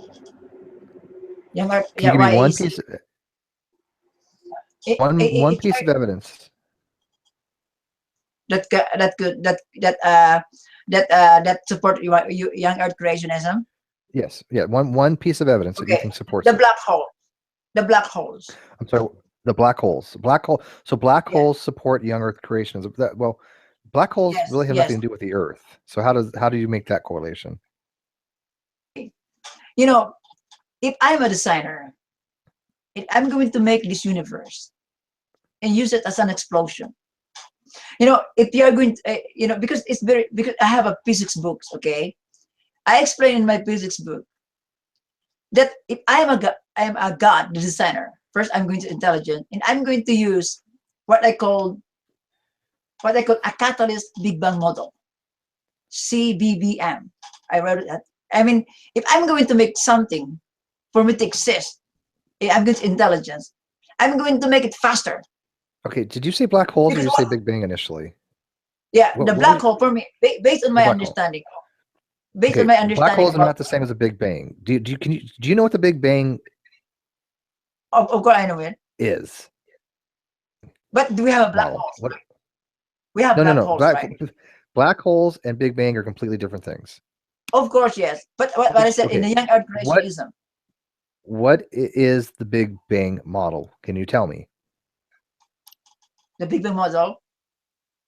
What does it mean? What does it deal with? The Big Bang model explain it from nothing. No. That's not what the Big Bang model is. No, there's no explosion in the Big Bang model. And an explosion is something we have. No, listen to me, Edgar. This is basic. Edgar. This is basic physics that you're messing up horribly. An explosion is a rapid acceleration in a unit of volume space. Okay. In order to have an explosion, you have to have a container by which the thing is exploding into, whether it be the atmosphere or whatever. The universe during the Big Bang, which is the rapid inflation of the Big Bang, not the origin, not the cosmogony, but the origin, not the origin of the universe, but the rapid inflation of space-time, nothing exploded. It was the inflation of space-time itself. Okay, and what it seeks to explain, let me finish. What it seeks to explain is that the universe is expanding. Do you agree that the universe is expanding? Of course. I understand it because there's a light. There's a photon of light. Okay. So if the universe is expanding, do you agree that if you go backwards in time, the universe was going the opposite way, was contracting? Of course, I know. Would you agree? Okay, I know. That wasn't really contracting. It was just it wasn't contracting. It was just it was becoming smaller, right? Okay, I agree. Fine. Okay. The Big Bang seeks to explain that. That's what the Big Bang does. It has nothing to do with the origin of the universe. I'm not saying about the origin of the universe because you asked me about because your question is what is an evidence for one young Earth creationism. So I give you a direct answer. I love to answer. I want him to give the direct evidence for young creationism. Go ahead. Yeah. Why is that? Yeah. Why is it not the Big Bang is evidence for an old Earth, an old universe, right? No. Big Bang. No. Is not. No. Of course, because the reason why. Explain that. Go ahead. The reason why we are trying to use the old universe because we are not using intelligence. Because nobody knows in this world about intelligence if we don't know about this process. Okay. If you know intelligence, you will change. Edgar, because this has nothing to do with intelligence. I have told you, I base my explanation on intelligence. Okay. Okay. I have my own base. Okay, Edgar, how far away can we see, generally speaking? What's the furthest object we can see? Could you have an approximation? Our eyes. No. With telescopes. Our eyes or our telescope. Which one? Telescopes. How many light years away can we see? What? How many light years can we see? When you say see, we are using your eyes, your naked eyes, or you are using telescope? With telescopes. Please be specific. I did. With the Hubble telescope. Okay, what's the telescope, furthest quasar that you what's can the furthest quasar we can see? Yeah. How far Oh, away? I don't know. I don't know. I'm sorry. I never researched that. I'm sorry. I cannot answer. Can you give It's me? about I'm going to approximate here. People can look at the technical details, but it's probably about 13.5 billion light years away. Give or take. Okay. It's a little over 13 billion light years. Okay. Yeah. It's something like that. Okay. Yeah. Just for example. Wait. Okay. How long, if this is higher math here, which is any third grader can do? Yeah, I know it. Okay, because you're talking about the light travel. Yeah. So if the object is 13 light years away, okay, how many years did that take for light to reach us? Dyslexia Jones in my live feed, who's not the sharpest, tool in the drawer, love him to death, but even he can figure this one out. I love you, Dyslexia. What is the He's reason? like, me? What? Huh? 35 million you said 35 million light years. So how many years did it take for the light to get to us? The same distance that you have said. 35 million. I think I never 35 million years. Did you say that? 13 billion. So the light, you agree, took 13. That the light took 13 billion years to get to us, correct? Okay. Would you agree with that? Well, I don't know if the light. Okay, remember this. Remember this. The universe is 2 years. Okay, we according to our physics, we only understand 4% of the universe. So the 96% of the universe we don't understand. Why we have to make nothing to do with my question. One second. We call this gift galloping. Yeah. You're ignoring what was getting at. You have an object. Okay, a quasar that's 13 billion, roughly. I'll just use 13 because it's easier. 13 billion light years away. 13 billion light years away, sure. So Steve asked the question. Okay, if you're going to make a straight line, yeah, maybe you're right. But I told you, there's no straight line. First of all, Edgar, it's not a straight line. Nobody's ever said it's a straight line. There's no such thing as a straight line in the universe. The universe is non-Euclidean. Okay, I got it. It starts moving. I know that. Don't worry. Steve, I know that. Let's just stick to the because being a teacher, you have to come down to their level and play with and like what we just did with this. Come down to their level. All right. Let me do this. I'm gonna try to take it down a notch. Okay. I don't think you have the qualifications you claim you have, Edgar. If an object is 13 light years away, how many Earth years does it take? How long would we have to wait for light to leave that object to hit the Earth? How many years? 13 light years. You said 13 light years for 13 billion from the source. 13 billion. Yes. You're saying billion, right? Billion light years. 13 billion light years to reach the Earth. 13 billion. Yes. Okay. Yes. By the way, G-Man, I finally found somebody worse at science than you. But Steve, remember that we don't know about the universe. We have 96% that we don't know. We don't even know intelligence. No, I got this. General. I got this. So why we need to conclude? It doesn't matter. This is basic math, basic physics. 13 light years. Okay, listen to that last part of that. That means 13 billion. So if it was 13 billion light years away, it takes light 13 billion years to reach us. But that is the case. Remember, that is not the case because we don't understand about the universe. How is that not the case? Explain. How is that not the case? What you're trying to say is hey, we don't understand the universe. The case. Yeah, because there are many factors that we don't know. By definition, you can't just say definition's false. Okay. Because you don't know about intelligence and you don't know about the universe, right? I have a base. It has nothing to do with intelligence. Because the universe has an intelligence pattern. Okay. Do you think those objects 13 billion light years? Regardless if the universe has intelligence or not, the point is that object is 13 billion light years away. Yes. Well, which means it takes light 13 billion years. If we are trying to think that we understand about everything about the universe, but we have still 4%. Edgar, we're not discussing about our epistemological range. Right. What we're doing is so far in the 4% that we know of the universe, in that 4%, there's this quasar that's existing 13 billion light years away. The question is valid. How long does it take light to travel from that object from point A to point B? In that 4% range of what we know of the universe. You need to remember that when the light travel, a photon of light travel. First, we are describing about the space. First, we don't know about the space. Okay, right? Can you just give us a number? No, Edgar, stop. Can you give us a number?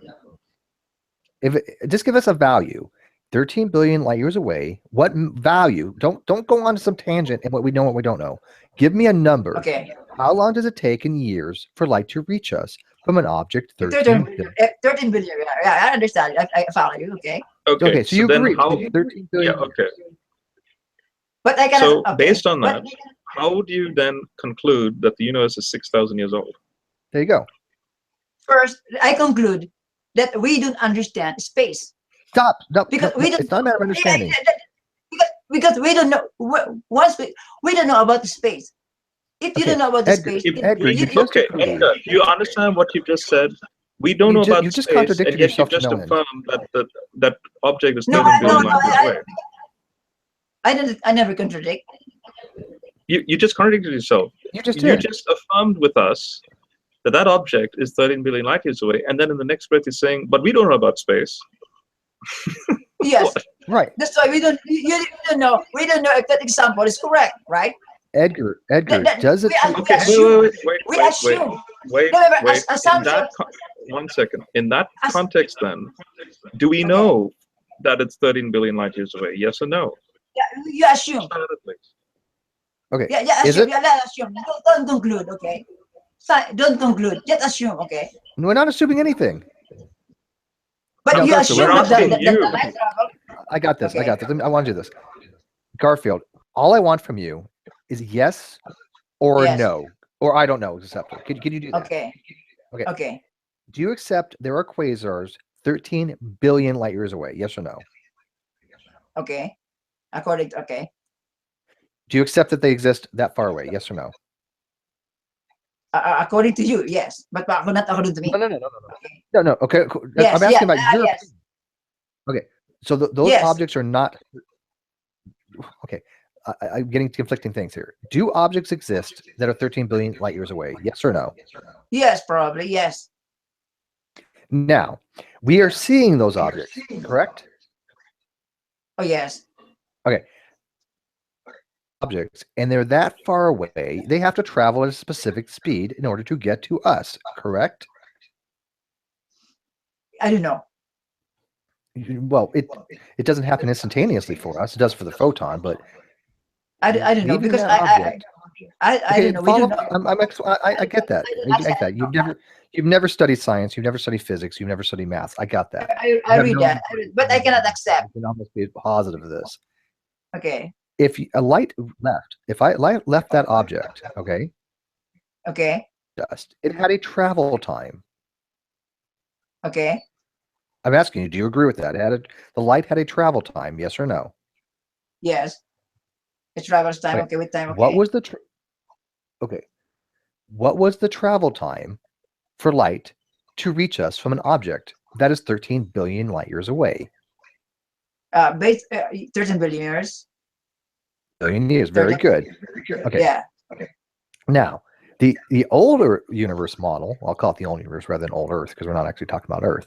The old universe model accounts for that. It explains exactly why it takes 13. No. Wait, let me finish. It takes 13 billion years. Okay. Continue.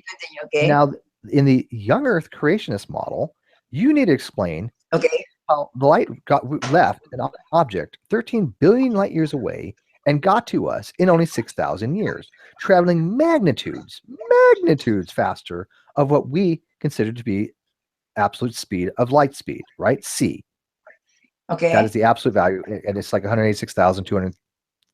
Was it 186,232.16 miles per second? I believe. 3 million kilometers. Can I speak based on intelligent design? Well, no. Wait. That is do you agree that the speed of light is the limit of how fast something can travel in our universe based upon special relativity. Do you agree with that? I agree. Okay. Most specifically, that it's a constant, 300,000 kilometers. And do you believe it's a constant? Yes, I agree. Okay. Okay. In a I vacuum. agree. In a vacuum, sure. In a vacuum, yeah. So C is a constant in a vacuum with as a limitation that is an asymptotic Yes. behavior, meaning that as you approach it, Yes. you slow. You Yes. basically need more energy in the Yes. system so you never pass. Yes. You never go faster than the speed of light. Now, if you cannot go faster than the speed of light because of Okay. relativity, which is we'll get into if somebody doesn't understand, we'll explain in another hangout. But you can't go faster than the Yeah, speed of I light. heard that. Okay. I heard that about the debate between Hugh Ross and Victor. What's his name? Okay. Do you know Hugh Ross? Victor Singer. Victor Stinger. Mr. Singer. Yeah, I heard that. By the way, I know that. Mr. Intelligent, you do know that Hugh Ross is a friend of ours, right? Of course, I seen his video. Okay, I want to talk to him too, please. But Yeah, he's next time. he's actually quite friendly with the Great Debate community. He's mentioned us many times, so we do know Yes. Hugh Ross very well. We also have engaged with Ken Hovind. Do you know who he is? Yeah, please. Okay, I want to share to them. Okay. Yeah, I have both the general and I have destroyed Kent ad nauseum. I have a video on my own channel of Kent just getting Okay. obliterated. Okay, so Okay. you've now agreed that there's the fastest speed thing anything in the universe can go is the speed of light. Therefore, you've already Yes. disproved young Earth creationism, because in order for young Earth creationism to be correct, you have to go faster than C, which you've just acknowledged cannot be done. You've just falsified young Earth creationism. No. Which isn't hard to do. The reason why you are saying that thing, because you are assuming that you're assuming that the distance from the source to the Earth, there's nothing happen. I haven't assumed anything in that statement that I made. I would agree with my assumptions. I have told you, that we don't know yet about even the space. We don't know. Okay, I see what he's getting at. So what he's saying is that, let's just say, there's literally, in fact, this I'm going to refute this so bad. Because I have my own theory about the. One second, I'm explaining it. Saying is, let's for the sake of argument, so that's 13 billion light years away, and then you have Earth, Okay. right? And there's literally no interference of that light in between us. Interference can include what John Hartnett was saying in regards to hyperexpansion and variable speed of light and all that. Okay. Now he's saying that we are presuming that stuff didn't happen. Yes. And so a good refutation of that is what's known as hyperfine split spectral lines in the redshift. So when you see a distant object that becomes redder, it may be within the same vicinity, the same distance vicinity of other red objects in the redshift. Okay. But if one of those objects happens to be redder in the continuum, well, we look for what's known as hyperfine spectral lines, because the object is traveling through particles, dust, gases, nebula, and so on. Okay, and I know. Therefore, there can't be any form of acceleration of the speed of light. So what you've just demonstrated, you've proven a point that light remains a constant regardless. But what I found in my research about this thing. First, okay, this is what I've written in my physics books. Okay, I will share it to you. You never read it, so I will share it to you. First, I said in my physics book, according to based on intelligence, that if I am an intelligent agent and I'm going to use intelligence to create X, I'm going to use intelligence and I'm going to make it time shorter. But I call it a catalyst. Okay, you please, a catalyzed Big Bang model. I mean, okay. No. 1 second. Okay, so let's go along with that. By the way, I just want to go along with that. The outside feed. No, Nelson is not dead. He's just passed out drunk. It wasn't the stupidity in the hangout that killed him. He's breathing. So it might I can see his head go up and down. So he's breathing. So okay, go ahead. My research. Okay, Edgar. Yes. You're saying that God, being intelligent, well, why can't he do it? Like, I don't know, put like a catalyst in the machine and in the universe and speed it up. Yeah, because we don't really do it every time. So that's the question. Did God do it the way the young Earth creationists teach, or did God do it the way Hugh Ross teaches? Which is basically not what we see in the natural. I think Hugh Ross is wrong. Okay, Because where is he never, wrong? Where is he wrong? First, he doesn't know about intelligence. Second, okay, how is it unintelligent in the Hugh Ross model, and how is it intelligent in the young Earth model? Based on my analysis about intelligent design, okay, I repeat again, that agent who would like to create an X, something. If that intelligent agent, the universe, what parameters in the young Earth model that you need to showcase the intelligence of this being?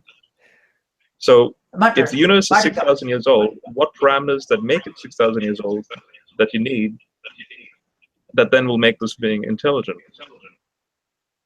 Well, I already said here that the reason why the universe is intelligently designed, because we have a particle. And the particles exist in a dual nature. We just gave you an example. Variable speed of light would establish mathematically. I mean, John Hartnett has given a mathematical model that if you have a 500 billion ratio of very fast clocks versus very slow clocks, you can have a 13 billion year old. Well, it looks like 13 billion years the distance, but within 6,000 years. Now, but he doesn't know about intelligence. But he's a young Earth creationist. He's a young Earth creationist, Edgar. Edgar, these are young Earth creationist claims. Not these are called accelerated, accelerated light. Accelerated decay and variable speed of light models are generally promoted by young Earth creationism to solve the problem of. I'm asking you what parameters do you. So, for example, I'm giving you an example of a parameter where John Hartnett has demonstrated certain parameters that this is what you need for a young universe to exist, even though it looks very big and old.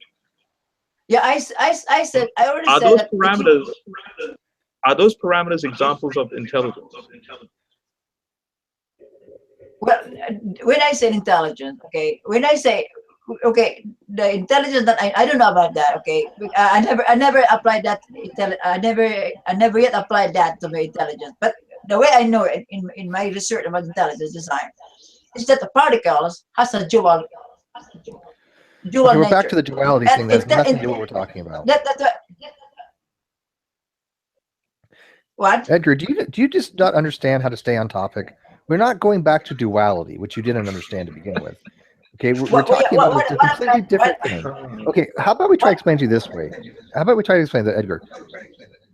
Do you think the speed of light has always been the same, or do you think it's varied?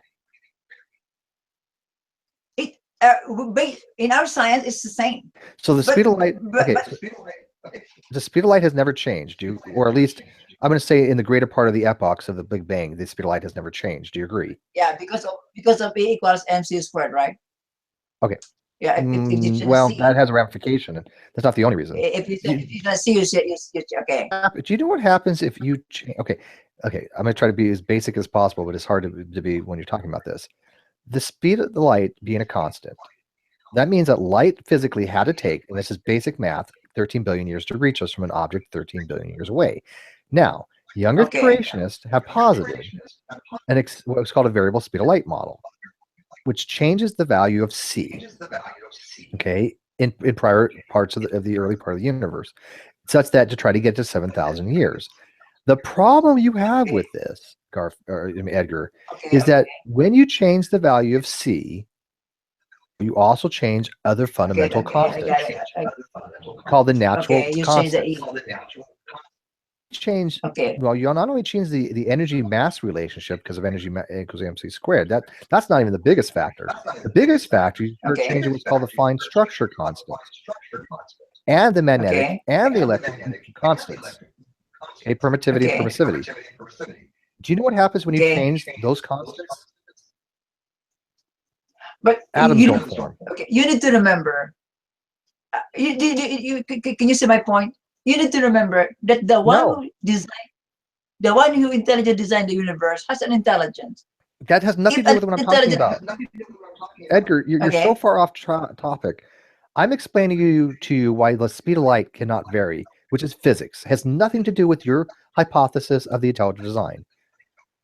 Do you understand that the speed of light, if it varies, it has. No, because I the speed said of light has, that. Because what I said, what I written in my physics books is that whenever an intelligent design. You've never written a physics book. Okay, first of all, Edgar, you don't know anything about physics. You have taught to people that are in grade school. But okay. Okay. I mean, will you admit that you've never taken an actual physics course?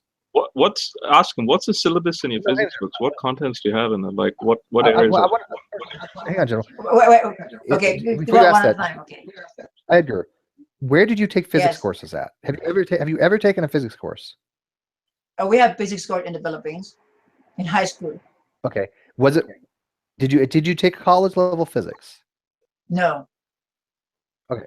But I read. And I thank you for being honest. Thank you for being honest.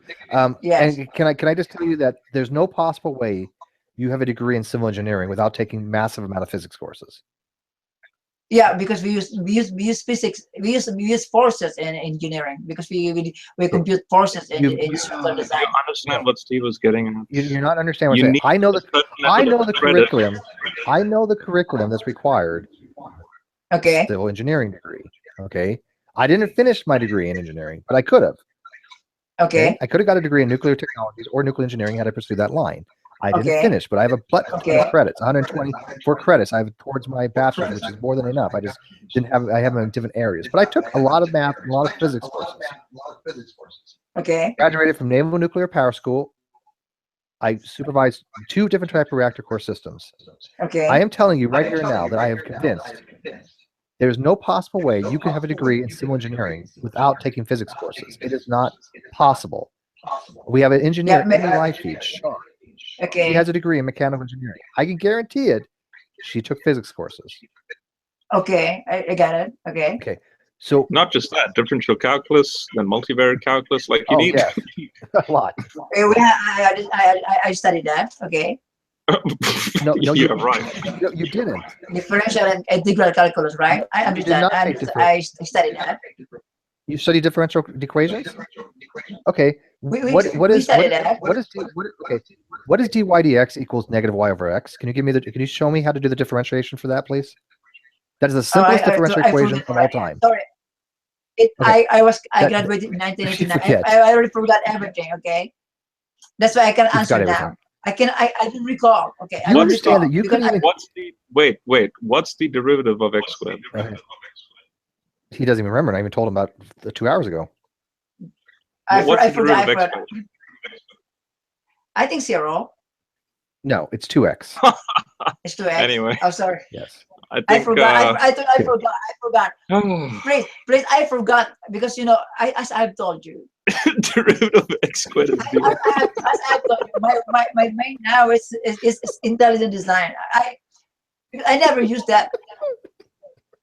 And you expect us to then appreciate your model in regards to young Earth creationism? Where I know like legit calculus models from John Hartnett? And then you thought he was an old Earth creationist? Wait, all scientists, you need to remember that all scientists, when they made science, they assume that there is no intelligence. They assume it, they concluded it. That's why they are wrong. Okay. Edgar, so you see what my point is? What college courses you have taken? Because maybe we could go into a topic you do know something about. Okay. What college courses have you taken? Because you have never taken calculus. I can guarantee you, you've never taken calculus. I did. Okay. Can you tell me what Pythagoras theorem? I told you I forgot. I don't remember. I don't remember because I don't remember. Okay. To tell you the truth, I don't know anything. Edgar, what is Pythagoras theorem? Do you remember that? Of course I know, right? No, you don't remember Pythagoras theorem. Okay. Do you remember what? Can you give me an example of a natural number? Natural number? 1? Yeah. Can you give me an example? Okay, 1 is a natural number. Can you give me another? Oh, what's that? Okay, to tell you the truth, I don't remember. Okay, I don't remember. Okay, I don't remember. That's fine. No. I'll tell you what. You had an infinite number to choose from. With 1 out of infinity. I got that. That's great. maybe if I'm famous, I'm going to study again mathematics and physics, okay? But no, for this time in my life, you know, this time in my life, I have to throw it time. okay? I'm sorry, I'm not. Yeah, you called me. You called me. I stupid in science. I forget already. I understand it. I did study it. Okay, sure. But you know, I don't remember. Okay, because I have told you I graduated 1989. But you never said you took a course. So in physics. I don't use it. I don't remember it. Edgar, you said you Here's a never very took easy. physics. What is x to the power of 0 equal?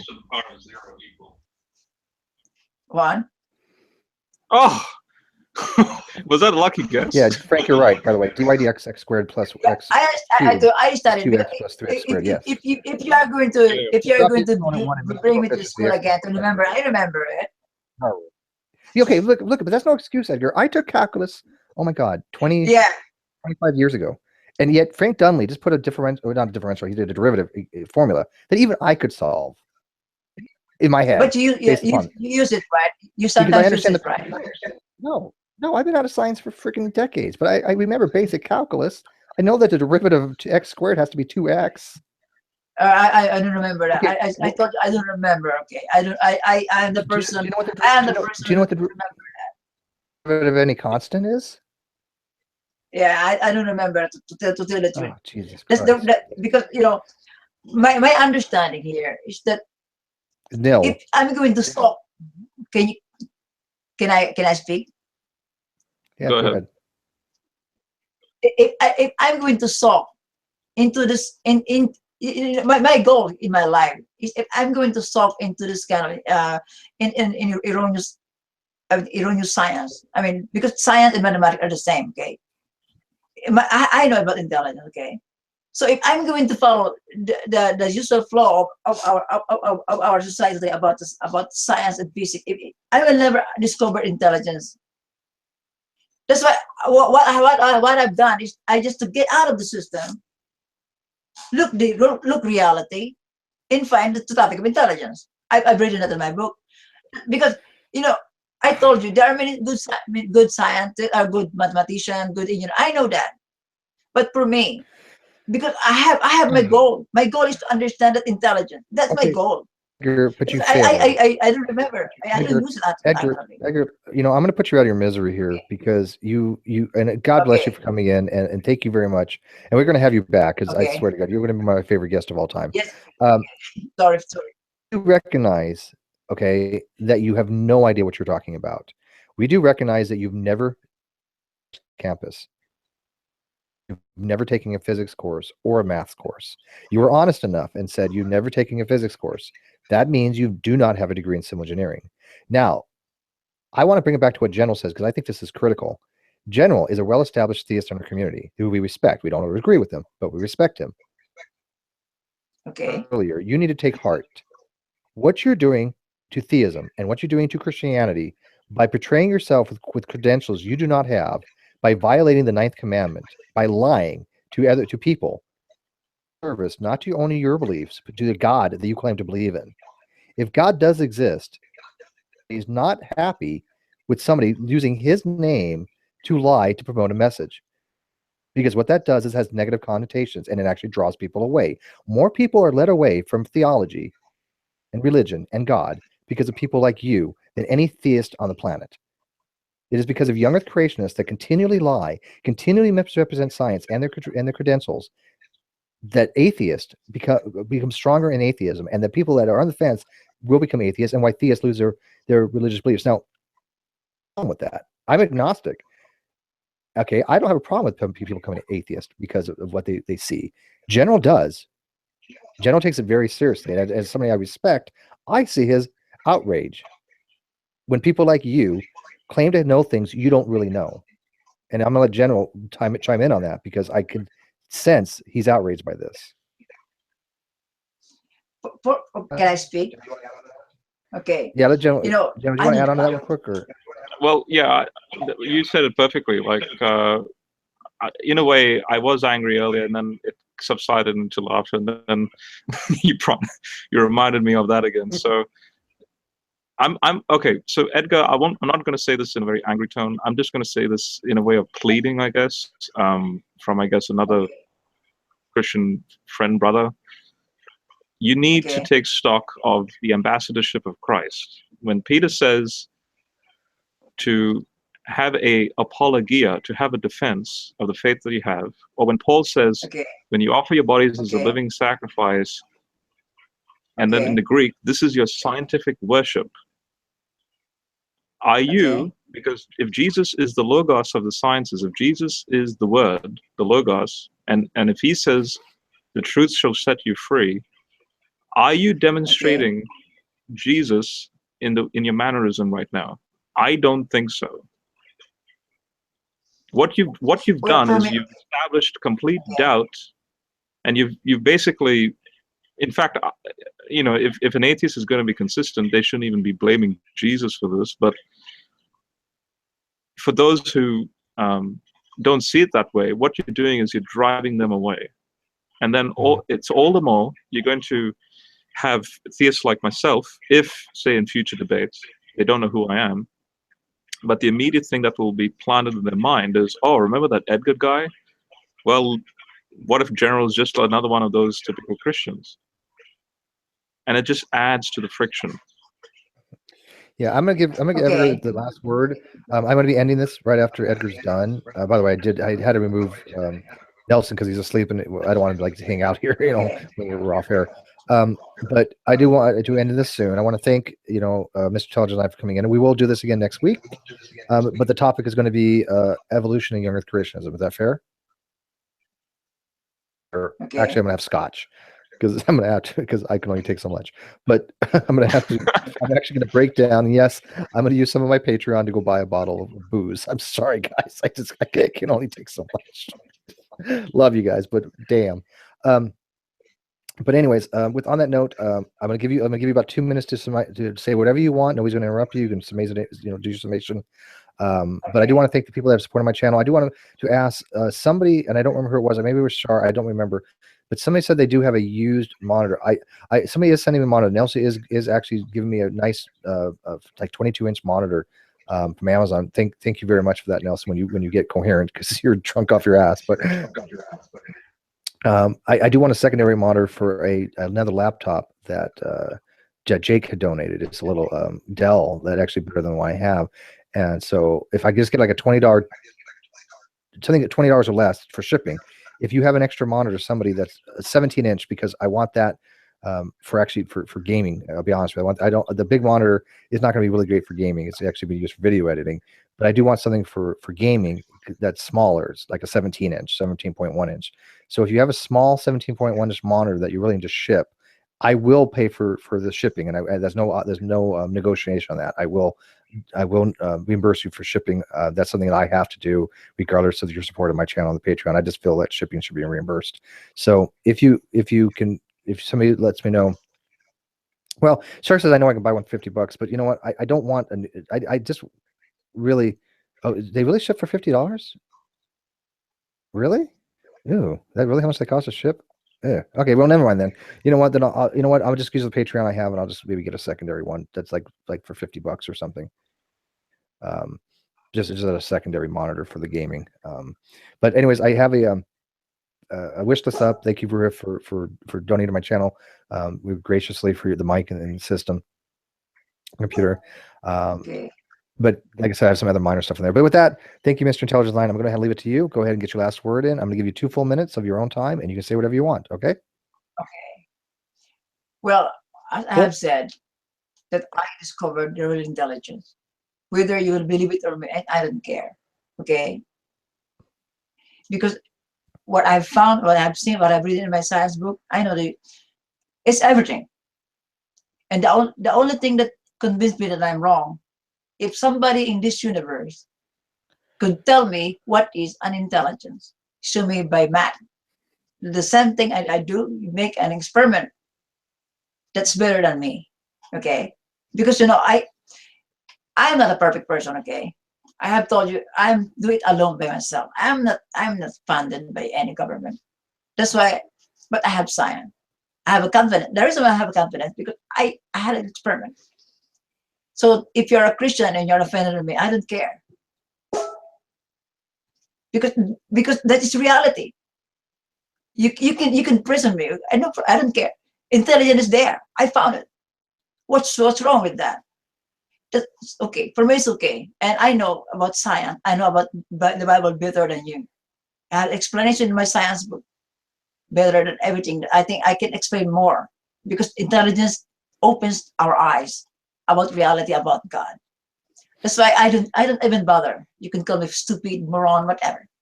I don't care. I have science. I have discovery. I have my books. I have my videos. They will speak for themselves, not me. Thank you. All right. Well, I think you. Can I have I think you need to take quick last word? Yes. Yeah. Of course. Please. Okay. When Jesus was on the cross, the last thing he said was, "Father, forgive them, for they do not know what they're doing." Are you applying that to him?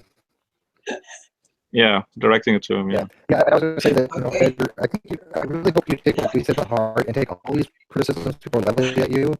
We recognize that you do not have any education on these topics, and you certainly do not have a mastery of them, or even what I would consider to be a rudimentary level. And I'm somebody who has just over a rudimentary level. I certainly do not have any mastery or advanced understanding of these topics. I've never claimed to ever.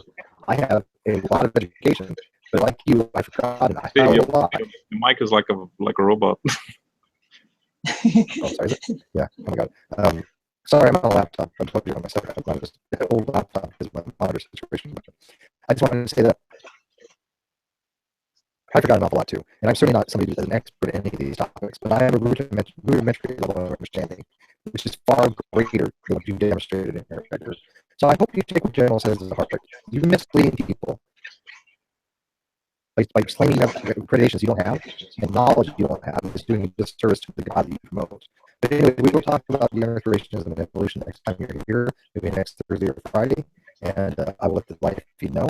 Thank you very much for live people watching. We got dozens and dozens of people watching. Hopefully, this video will get 1,000 views pretty quickly. Leave a message or comment on the video. Let me know what you think. The videos, thumbs up. Thank you, Paula G, especially for your content and your shout out to me. I put a shout out to you the other night. You already left, and my mic had come out, and so it didn't get the final shout out to you, Paula G. But I wanted to thank you for including me in the great debate community in the last video, and I was very happy that Easy Myers, when I showed it to him, shouted it out to him, he liked it. So that was a huge props. You're getting a lot of notable people looking at your stuff. But with that, Age of Atheism, Kelly Butts, Dyslexia, all you guys like, thank you much for watching. And I hope you guys enjoy this. Maybe it wasn't very informative, but it was sure the fuck entertaining.